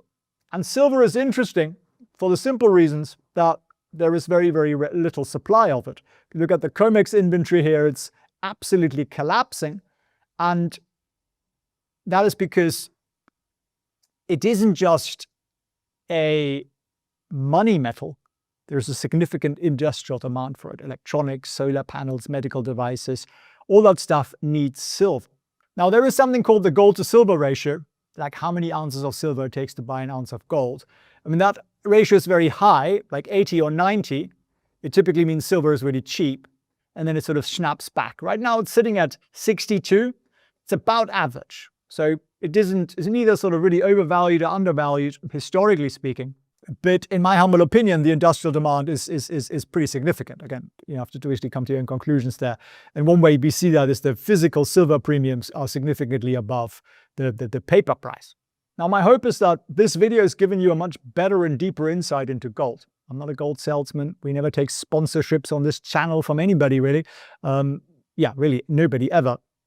I get pitched by gold and silver miners every single day to interview their CEOs and that sort of thing, and I'll never do it because I like to be able to give you guys an independent view of it. Do I hold some gold and silver? Yes, I do. I should also put that in there as a disclaimer. But I just come back to what we started with. 5,000 years, there were only 3.5 Olympic-sized swimming pools of gold. We got 8 billion people, and it's run the world for 5,000 years. And I don't think the last 50 years, which are a tiny blip in the space of time, I've really changed that. So while gold isn't a magic solution, I think it is part of the answer. I think it is also a fire alarm. I mean, it goes off. It tells you something about the state of the world and the economy and everything else. The fact that central banks are buying it, the fact that the US is adding $1 trillion in debt every 100 days, and that's probably going to accelerate, is something that makes me think this is more important than people realize. And one of my mentors, I learn everything I know from my Wall Street mentors, and he said to me, there is a newspaper moment for everything. So he said, countries and the dollar don't decline from one day to the next. They decline the way newspapers did. Newspapers lost readers slowly for years and years and years and even decades. And everyone said, oh, it's fine, it's fine, it's fine. And then suddenly, one day, they were gone. The decline was very gradual. And then suddenly, most of the newspapers in the world disappeared. And the only ones around are the ones owned by billionaires because they like the influence it gives them. And I don't think you want to be the person reading about it in the newspaper, assuming newspapers will still exist at the time. You want to be the person who understood it before it was really, really obvious. Because the market is ultimately about time frames, right? So let me leave you with this. Gold is a 5,000-year-old lie detector for governments. It doesn't care about politics, it doesn't care about elections, it doesn't care about press conferences or central banks. It sits there. It's very patient. It tells you the truth. When gold is rising, it's telling you something. It's telling you that somewhere, somehow, trust in the system is slipping away. And right now, gold is telling you that. You can ignore it or you can understand it. And if you want to really go deeper, grab the free research report that we put out for you down below in the free community. This metal is set to explode, and no, it's not gold, it is not silver. Everyone's arguing about gold being overextended, whether they missed silver, whether it's manipulated, whether AI is a bubble. And meanwhile, there is something physical that is tightening underneath the market that almost nobody is watching. So by the end of this video, you'd understand exactly what this metal is, why it's structurally different from any other commodity, and I'll give you my 3-step framework for positioning yourself without chasing hype. My name is Felix Prehn. I'm an ex-investment banker. That's Winston back there, our metals specialist. And we've seen how the market works from the inside. And we've also founded the Goat Academy, where my retired Wall Street mentors teach regular investors institutional strategies. We've taught well over 20,000 students in the last 6 years. I'm also the co-founder of TradeVision.io, where we have access to an insane level of data. And our mission here is very simple, is to spread the institutional knowledge and patterns and rules and pass them on to you so you can have more fun. So the metal we're talking about is, drum roll, it is copper. Now, before you run away thinking copper, that's boring, let me ask you something. What do AI data centers, electric vehicles, every defense system in the world, and the entire US power grid have in common? What do you think is behind your light switch? Copper. And they all need a lot of it. Now, most retail investors don't understand this because they think commodities work like tech stocks. Prices go up, supply goes up, problem solved. That's true in software. If you build something cool, like ChatGPT came out, right? I actually think it's a fairly evil piece of equipment, but came out, and then Claude came out, and then Rock came out, and then hundreds of others of these things sprouted up. But in geology, you can't really do that. You can't download copper from the cloud. So let me give you some numbers that should wake you up.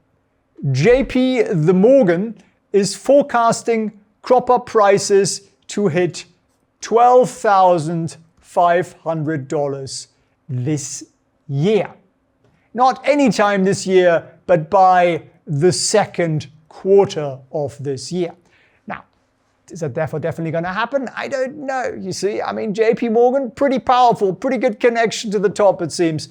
But no, this isn't financial advice. I'm not a registered financial advisor. I'm just telling you the research and the patterns and the rules that I've been taught by my mentors. There is an organization called the International Copper Study Group. I know, exciting. Get yourself that subscription. You know you want it. And they're saying that the market is going to shift from surplus, as in too much copper, to a deficit, as in we haven't got enough of that stuff. That deficit is going to be 150,000 tons, which seems like a lot. Bloomberg is warning we're entering a structural deficit, not a temporary one, a structural one. You see, the data center chaps, they are going to build data centers no matter what copper costs, because they're like, we need this. We need more chatbots. We need more immediate, girls in bikinis dancing generated by AI. That's essential. If you look at the data, and we have a copper dashboard in our community there. Obviously, we have some gold and silver and so on. But it shows you the demand growing, supply growing very, very slowly. And then if you look at the price history, yes, it's accelerated, but actually maybe not as much as you might think. So it explains kind of the whole thesis of where it's coming from, where it's going. Inventory statuses on COMEX and in London, and they're pretty low. And then also, how do we invest in that? So if you want to check that out, there's a link down below. It's like $6 a week or something. We like to make institutional data very, very affordable and very available. And we also explain what this actually all means. So check that out down below if you want to get more into this. Copper is unique because it has pricing power. Think about it this way. Think you're going to spend $5 billion to build a data center. Some great big shed with a roof, amazing drawing, right? I should be an artist. What if copper goes up 20%? Are you going to cancel your $5 billion data center that you have a contract with Microsoft with?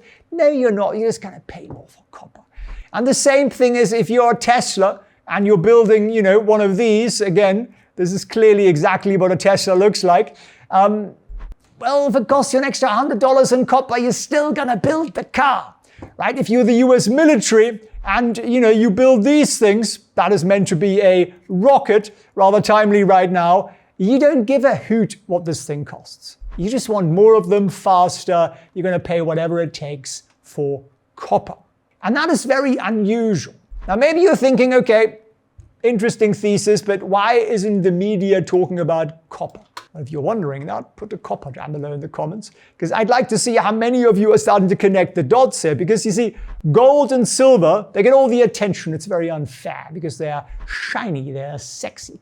And people like to panic buy them when the world is ending. Copper is what you need when you're actually building something. And guess what? The world is trying to build everything at once. And for the last 40 plus years, what have we all been told to buy? We've been told to buy financial assets, right? Stocks, real estate, bonds. And during that time, commodities were starved of money. And this has been going on for so long that as all the money was flowing here, and very, very little of it was flowing into mining and exploration and paying geologists, and that meant very, very little mining and exploration happened. In fact, there are not even very many geologists being trained because he wants to do a job that doesn't pay any money. Because apparently we should all invest in software, right? And this has created a setup that happens very rarely, about every 50 years. Commodity bull markets do not do this. No. Commodity bull markets look like that. And then they start to break out, and then they potentially go parabolic. Very long dormancy, sudden repricing, and then we tend to hold on to this for quite a long period of time. Copper spent most of the last decade hanging around between $2 and $4 per ounce. per pound. It's trading just under $6 and it was breaking out above 6. And that's because demand is colliding with decades of underinvestment. Now, whenever it does that, people say, oh, it's temporary, don't get involved, it's risky and all that kind of stuff. And yes, it's risky, I'm telling you that too. The reality is, there isn't that much more mining. In fact, there was a fatal mudslide at Grasberg. This is a word you might want to write down. You might want to hear a bit more about that in about 6 months' time on mainstream media. That's the second largest copper mine in the world. Shut down 70% of their production until the middle of the year. There is severe flooding in Congo at a mine called Kamoa Kakula, which sounds like a great song. Peru is politically a little wobbly. There are challenges at the Chile mines, and JP Morgan says that the supply is falling down 1.4% than their previous estimates. Now, 1.4% doesn't sound like a lot, but this is 500,000 tons. Think about how many wires and cables and things that are, right? Now, maybe you're thinking, okay, maybe I need to understand these kind of market patterns better. Maybe I need to understand how these markets work better. Well, come and join our metals community there. There's also a ton of stock features in there, by the way, stock scanners and all that kind of good stuff. Say you wanted to look into one of the biggest copper miners out there, FCX. You just type FCX into the search bar here, and it tells you very quickly, this is actually a decent business. Margins, return on capital, cash flow, do they have a lot of debt? And it gives you a very quick snapshot, not the be-all, end-all to your research, but it's certainly a pretty good beginning. And it's that kind of data that we make available to you. But I want to explain to you why copper is different from our friends gold and silver that most people know more about right now. And let me know if this is useful for you, by the way. Put a useful down below in the comments, and I understand this is landing then. And so I'm going to give you a 3-pillar framework. Pillar 1 is AI, the AI infrastructure explosion. Pillar 2 is the electric vehicle multiplier. And then pillar 3 is the grid rebuild.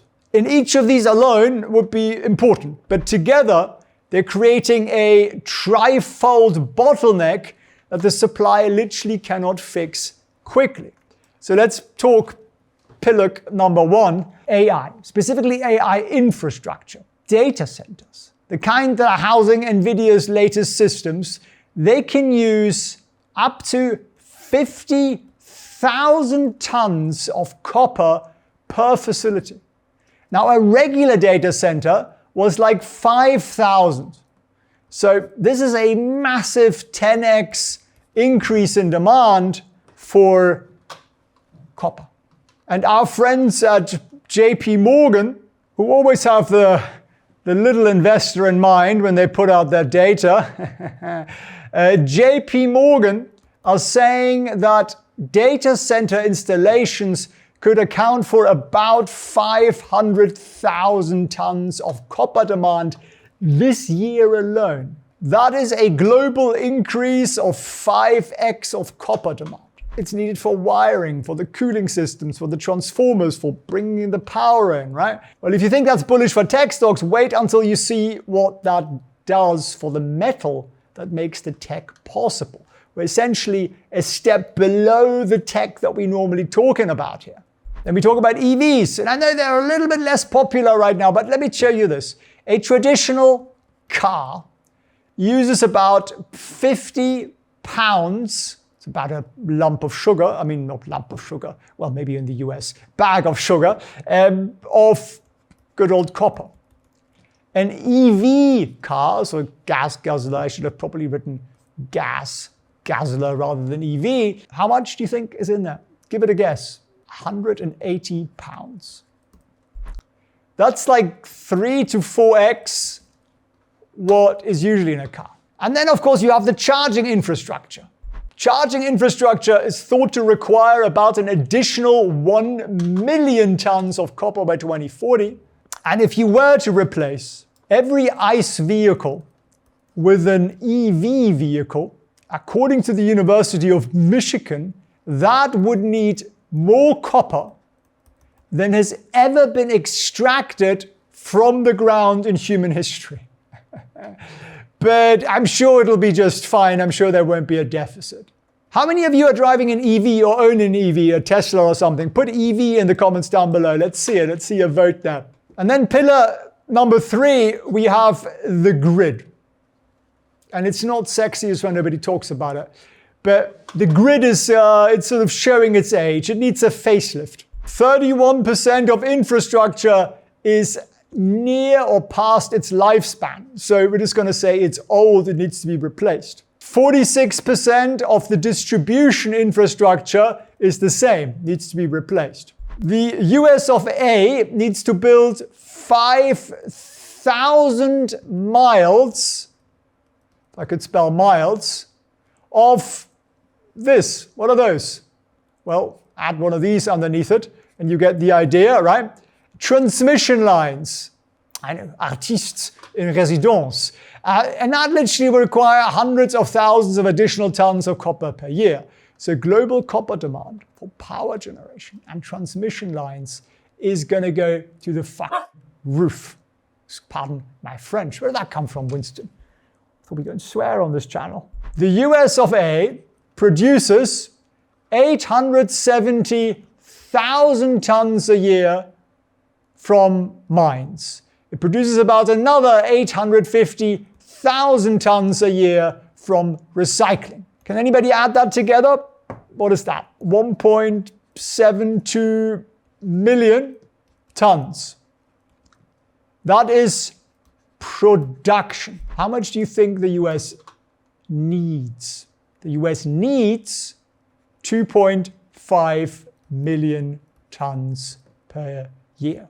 And that is what is a deficit. And that likely means copper prices go up. It's a 30% supply gap. Now, most people think, oh, it's fine, someone's just going to open another mine, aren't they? They're just going to dig it out of the ground.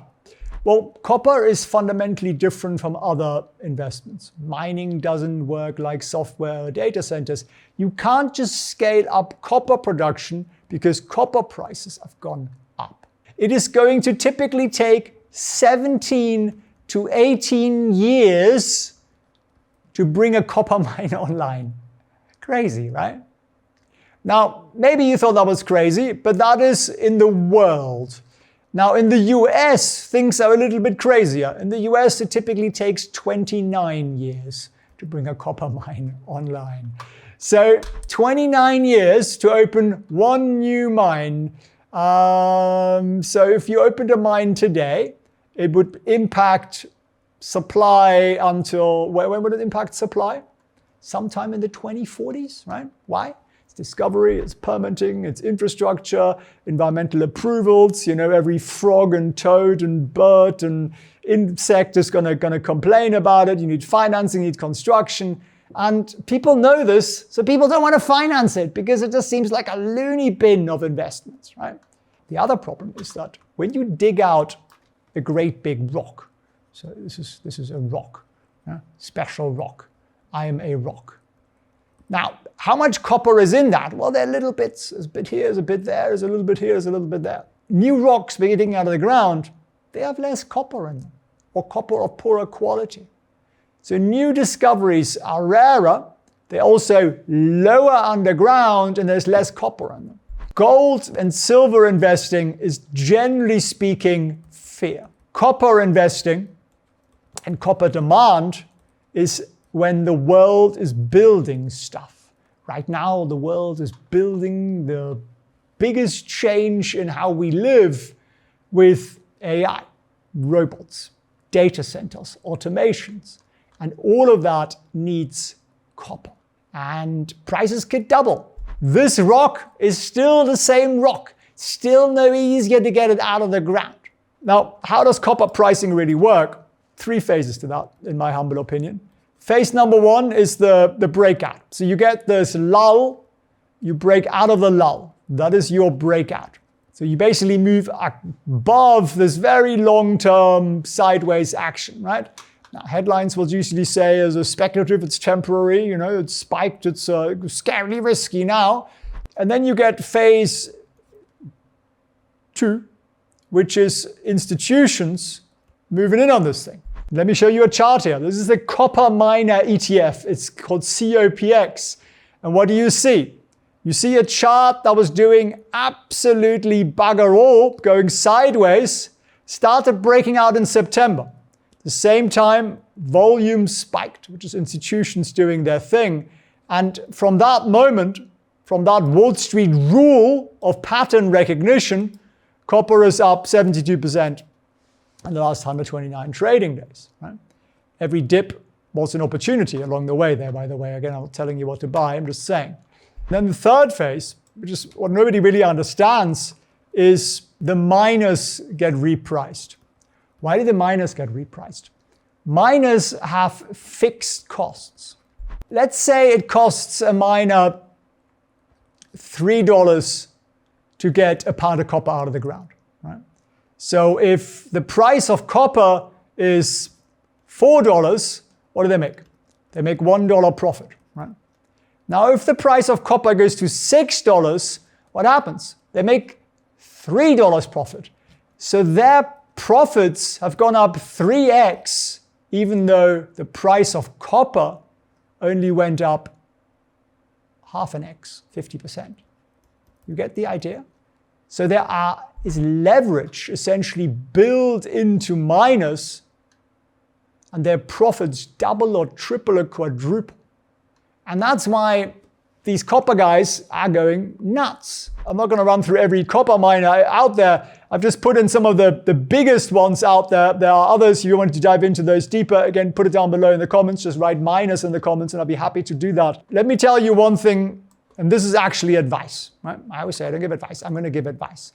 You are not going all in on copper or copper miners. Right? You're forbidden from doing that. Winston says, don't do it. We're not assuming copper prices are going to go up in a straight line because they will be volatile. Copper can move 30% in a bad quarter, easy. Mining stocks can move 50% easy. We've seen it many times. So risk management matters more than some sort of STD-like conviction. This is not financial advice, this is just some guidance points. For most investors, an ETF is the cleanest and easiest approach.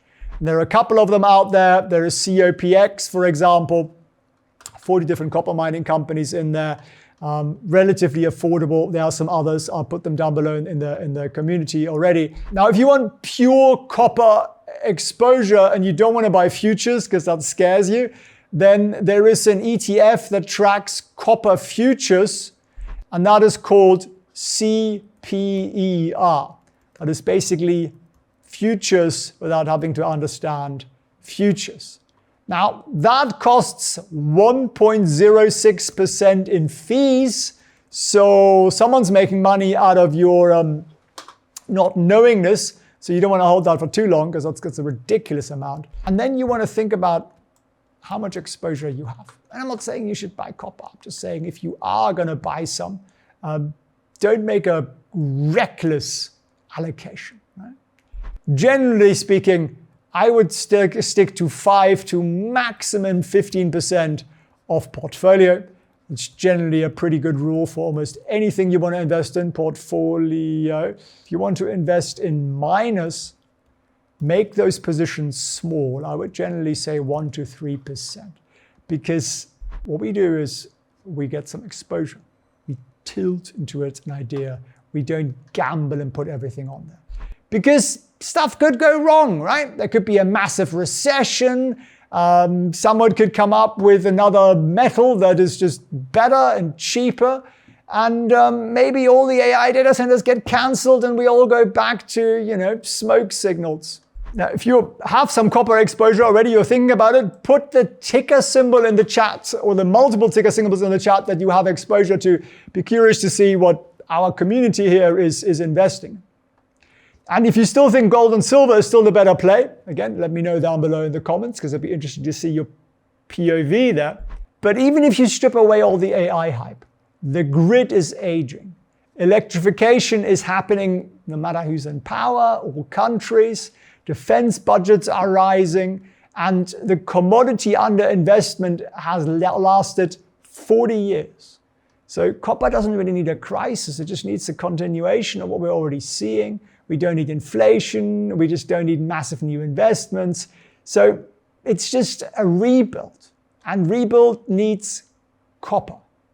Gold and to some extent silver thrive on fear, thrive on inflation. Why do I start inflation with an F?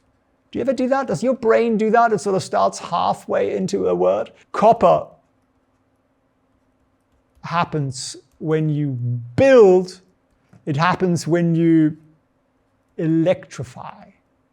And right now, we're electrifying faster than we ever have in the history of humankind. Did you know there is an invisible system that controls nearly every trade on the planet?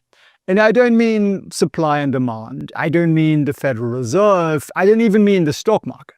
I'm talking about a secret deal made behind closed doors that forces almost every country on Earth to use US dollars, whether they want to or not. A deal that keeps inflation lower than it should be, that lets the US government borrow trillions at rates no other country could dream of, and that gives America the power to destroy entire economies with a phone call. It's called the Petrodollar system. And if you're an American investor, understanding the system isn't optional. It's the foundation underneath everything else you own. Your stocks, your bonds, your house, your retirement, all of it sits on top of this one agreement. Funny thing is, almost nobody talks about it. My name is Felix Prehn. I'm an ex-investment banker and economist. That's Winston back there, the head of our research. He likes sleeping on it. And today I'm going to show you exactly how the petrodollar works, why it's starting to crack, and most importantly, what this means for your money in terms that anyone can understand. Because there are risks here that most retail investors have no idea about, but there are also opportunities if you know where to look. So let's get into it. Now to start with, I want to make this video more valuable for you. I've literally put together a 25-page research report on the petrodollar and how it works, the risks, the future, and everything else, including all my sources. You can download that. It's completely free. There's a link down below to it, and it goes into our free community where you can click into it. And we'll try to put that on the screen as well for you so you can take advantage of that, because this isn't common sense. But to really understand the petrodollar, we first need to understand something that one of my Wall Street mentors drilled into me. He was an energy guy. And he said, follow the energy, always. You see, oil isn't just gasoline. Oil is everything. The plastic in your phone is oil. The fertilizer growing your food, that's oil too, which is a bit worrying, isn't it? The cargo ship that brings the cheap furniture and garments from overseas, oil. The jet fuel flying executives to meetings, that is also oil. 93 million, Every single day, the world burns through about 93 million barrels of oil.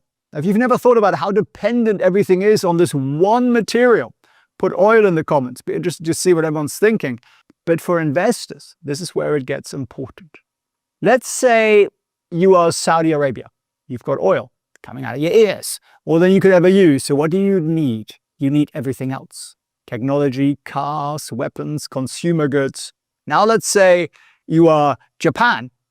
Highly advanced economy, makes incredible stuff, but you've got zero oil, none, zilch, nothing. Incredibly unfair. So you've got a natural trade, right? Japan needs oil. Saudi Arabia needs what Japan makes, Toyota cars and so on. Very simple. But here's the catch. And this is what separates people who understand global markets from people who don't. What currency do you use? Think about it.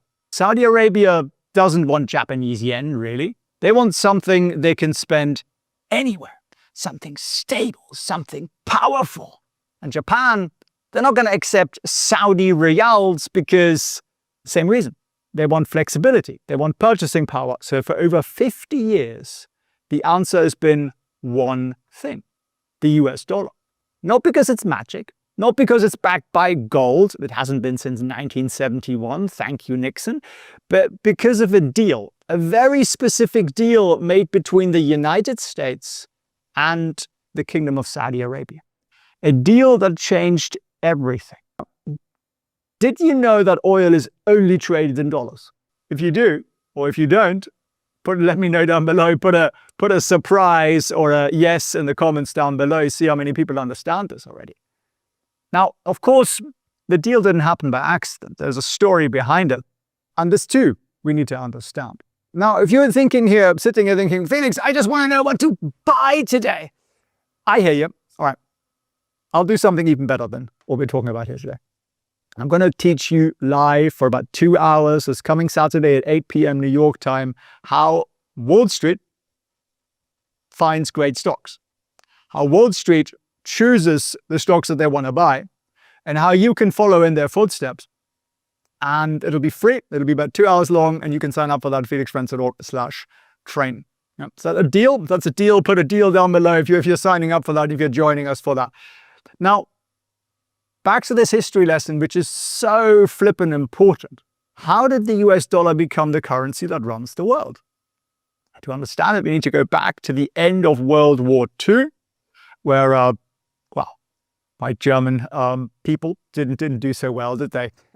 Are we allowed to laugh about that yet? Probably not, right? Anyway, picture Europe bombed out, devastated. The old powers, Britain, France, and the Germans, they're in ruins, right? Economically, physically, whole generation is basically dead. But America's factories are humming. American soil was never touched by bombs, right? America had become the world's manufacturer, the world's creditor, and the world's gold vault, all at once. So in 1944, 44 countries gathered at a resort in Bretton Woods, New Hampshire, and their mission was to create a new global financial system from scratch. This is not a conspiracy theory. This is just history, right? And the deal they made was this. The US dollar becomes the world's reserve currency. Other currencies peg to the US dollar, which means their exchange rate is fixed, and the dollar is convertible to gold at a fixed price of $35 per ounce. Basically, the dollar was gold. You could walk up to a US bank and exchange your dollars for actual gold bars at a fixed rate. And it gave everybody confidence, right? The dollar was as good as gold, literally. The dollar was literally as good as gold, and this worked for about 25 years. But then the 1960s happened. Vietnam War, Great Society programs, spending exploded, and countries started noticing something rather uncomfortable. The US was printing way more dollars than it had gold to back them. And France, under de Gaulle, actually started demanding gold in exchange for their dollars because they saw what was happening. The French are quite clever, occasionally. So that's a terrible accent, isn't it? I know. President Nixon, he just complained. Was it that bad, Winston? Apparently, he said, stop making fun of the French. The French people very much love golden retrievers, so he's a big fan of France. And President Nixon literally went on the television and he said, yeah, we're not doing that anymore. No more gold for dollars. Sorry, my French friends. So just like that, the gold standard was dead. Now, here's one of those people stop the story. But this is actually where it gets interesting, especially in today's world, because the dollar now had a problem. The dollar was now what we call fiat currency, basically money backed by nothing, except the government saying it's worth something, which is sort of not super reassuring, right? Trust us, it's worth something, surely. So they are basically saying, we really hope you believe us, it's worth something. And for a couple of years, it was just chaos. The dollar dropped, other currencies became super volatile, and nobody really knew what that meant. And then in 1973, war broke out in the Middle East, just like it has, the Yom Kippur War. And it was Israel versus Egypt and Syria, and the US backed Israel with weapons, exactly how they're doing now with Iran. So Arab countries were pissed off, to put it mildly, and they had one very powerful card to play. So OPEC, which is the cartel of oil-producing countries, announced an embargo. No oil for you American bastards or anybody supporting Israel. Now, oil prices went up 4x overnight, pretty much. Gas lines stretched for blocks. The American economy went into an absolute tailspin. It was a crisis. It was a real one. And Nixon had to do something. I mean, he did quite a lot of things, didn't he? So what did they do? He sent Henry Kissinger, the Secretary of State to Saudi Arabia, with a very interesting proposal. And the deal was very simple. Saudi Arabia agrees to sell oil only in US dollars. And the United States agrees that it would provide military protection and weapons. In other words, you make sure everyone needs dollars to buy your oil. We make sure nobody messes with you ever. Right? Beautiful deal. If you were the US or Saudi Arabia, right? Now for everybody else, you just became a forced customer of the US dollar forever. Now, before we go into the implications of that, because they're huge, I want you to learn how to use this information, this macro information, and then give you better tools to actually apply it to your investment decisions day to day. And that's something we're going to cover on Saturday at felixprehn.org/training. For about 2 hours, Winston here is going to teach you what we learned from our Wall Street mentors. Didn't make it up. We learned it from guys who've been doing this for 20, 30, 40, 50 years on Wall Street. So make sure you grab yourself a seat for that. But let's break down this system exactly how it operates. Because once you see it, you can't unsee this. Let's go back to Japan. They need oil, right? Millions of barrels every single month or day. But they can't buy in yen.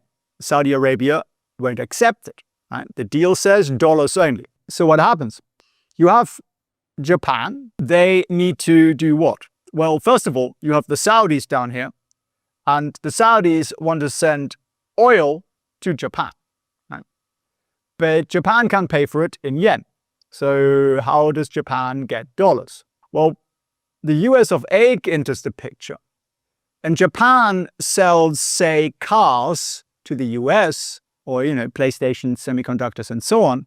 And then the US sends back dollars. Now, you may not sell as many cars as you need dollars, so you could also do something else. Japan will also buy US debt. But either way, they need dollars first before they can buy oil and send dollars to the Saudis, right? Now, Japan doesn't just need dollars today, they need dollars all the time. Oil is a constant need, right? You burn fuel every day. So what do? They keep a massive pile of US dollars in reserve, like lots and lots and lots of dollars, just sitting there at the ready so they can buy oil. Now, what's the safest way to hold dollars? You buy US debt, also known as US government bonds or US treasuries. The market likes to make things complicated, but it's all just debt.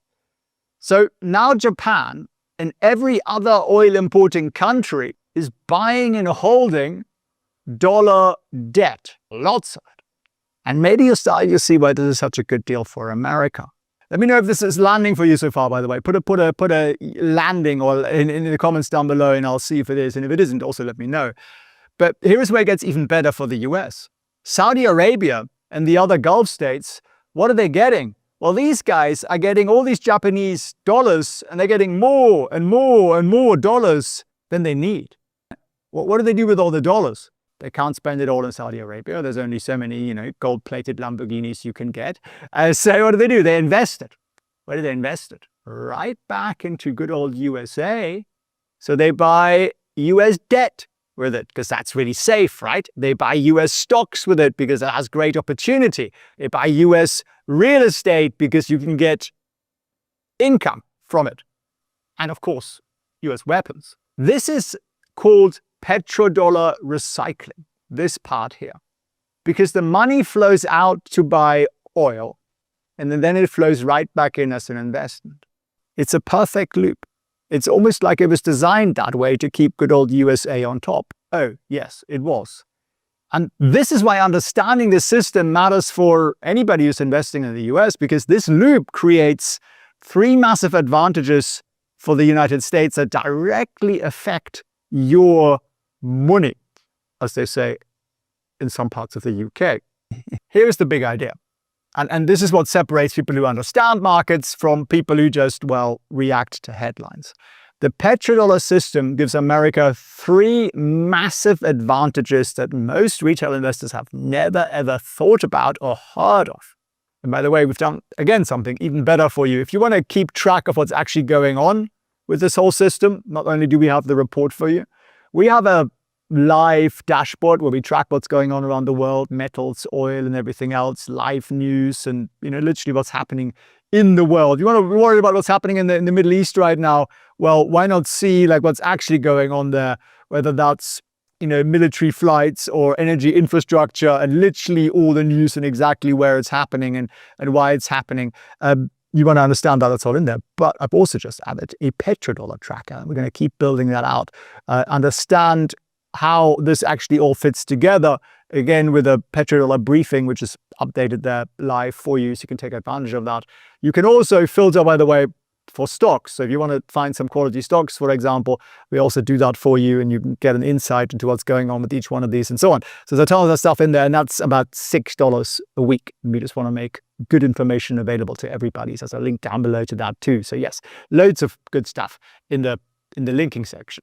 Now, we've established that every single country that imports oil, which is basically everybody, they must all hold dollars. Not because they love America, not because they think the dollar is pretty, but they literally cannot buy energy without it. So it creates a constant structural demand, permanent demand for dollars that has nothing to do with the US economy. Now, what does it mean for you? It means the dollar stays stronger than it should just on this basis of this oil demand. It means if you're American, your purchasing power, especially for imports, is artificially boosted. The iPhone is cheaper than it should be, for example, right? Because of the petrodollar. And then number two, all those countries need to hold dollars. The safest way to hold dollars isn't holding cash, right? Because it's silly. What do? Well, they buy US government bonds with it. So there is this massive permanent demand for US debt. And what happens when everyone wants to buy your debt? Well, you get to pay very low interest rates. So the US government can borrow at rates that would make all other countries jealous. And that means more spending on government programs, lower taxes than otherwise necessary, bigger deficits without a real immediate consequence. And for US investors, it means US bond rates stay lower, which pushes more money into stocks, into real estate, into riskier assets. So the whole stocks only go up environment of the last few decades, petrodollar is the invisible force that's making that possible. And this is one of the most powerful and the most dangerous, which is number 3. You control the currency. If you control the currency that everybody must use, you can cut anyone off from the global economy. And maybe have you ever thought about why US sanctions are so devastating while other countries' sanctions sort of barely matter? Well, this is why, right? Write sanction in the comments if this is something that just sort of landed for you. Now, when the US sanctioned Russia in 2022, they didn't invade it, they didn't bomb it, at least not directly. They just said, you can't use dollars anymore. And suddenly, all Russian banks couldn't trade. Russian companies couldn't pay suppliers. Russian oligarchs couldn't access their yachts. That's the real scandal of the war. We actually had some Russian students, and we had to say to them, I'm sorry, we can't have you because our banks will close down our accounts if we continue to, give you guys access. So people were knocking on the door, and we couldn't do it. It's incredibly unfair because, they're just people, right? They're just people like you and me. But back to the story. The US has the power to economically destroy a country without firing a single shot. Now, if you're American, you might think, great, we have all this power. What's the problem? Right? Well, here's the problem. Other countries have noticed. Took them a while, but they've noticed. China, Russia, India, Brazil, Saudi, Iran, they've all watched American policy weaponize the dollar, and they thought, maybe we should have a backup plan. Wouldn't that be an idea? Yeah. I got another golden Lambo. But no, for the first time in 50 years, they're actually doing something about it. China and Russia are trading oil in yuan, renminbi, the Chinese currency. India is paying for Russian oil in rupees. Saudi Arabia, America's original partner in this deal, is openly discussing selling oil in other countries. Now, for those of you who are building long-term portfolios, long-term wealth, this is the trend you really need to understand. And let me be clear that the dollar isn't going to collapse tomorrow or next year, or probably even this decade. But the direction of travel, well, for the first time since 74, there is a real alternative emerging to the US dollar, and that has implications for everybody investing in US markets. So let me break down what I'm watching and what my mentors told me to watch. The 3 risks I'm watching is, first, there is a long-term dollar weakness. So if demand for dollar gradually decreases because they're trading in other countries, the dollar will weaken. And that means your imports get more expensive, inflation. Foreign investments will perform better in dollar terms, and US purchasing power will erode. Right? And remember, this is all in the free research report, because I know I'm dumping a lot of stuff on you here in a short period of time. The second risk is that if the foreign buggers buy less US debt, the US will have to pay a higher interest rate to attract buyers. So your mortgages will get more expensive. Corporate borrowing costs will rise, and stock valuations will decline. And this is the hidden tax that kind of nobody talks about. And then number 3, if countries can trade without dollars, American sanctions and American banks will have a lot less, power. And that changes the geopolitical equation, and it creates uncertainty, which is something the market hates. Now, I want to talk about opportunities because I always think there is a silver lining under everything. But if you think through Venezuela and Iran in terms of 2 countries who are selling oil in non-US dollars, maybe that explains a little bit of what's going on out there. And I probably can't say all the things that I want to say on YouTube. Otherwise, I'd lose you lovely audience and I won't be able to help anybody anymore. But you can do some thinking on that front, right? Please don't put that in the comments because, again, YouTube doesn't like that sort of thing. But you know what I'm saying, right? Winston just told you that. So, opportunities. Now, if you want to hear the 3 opportunities, let me know in the comments. Put a 3 in there and let me know that you're still alive and with me and you know, all that. First of all, if the dollar weakens, what goes up?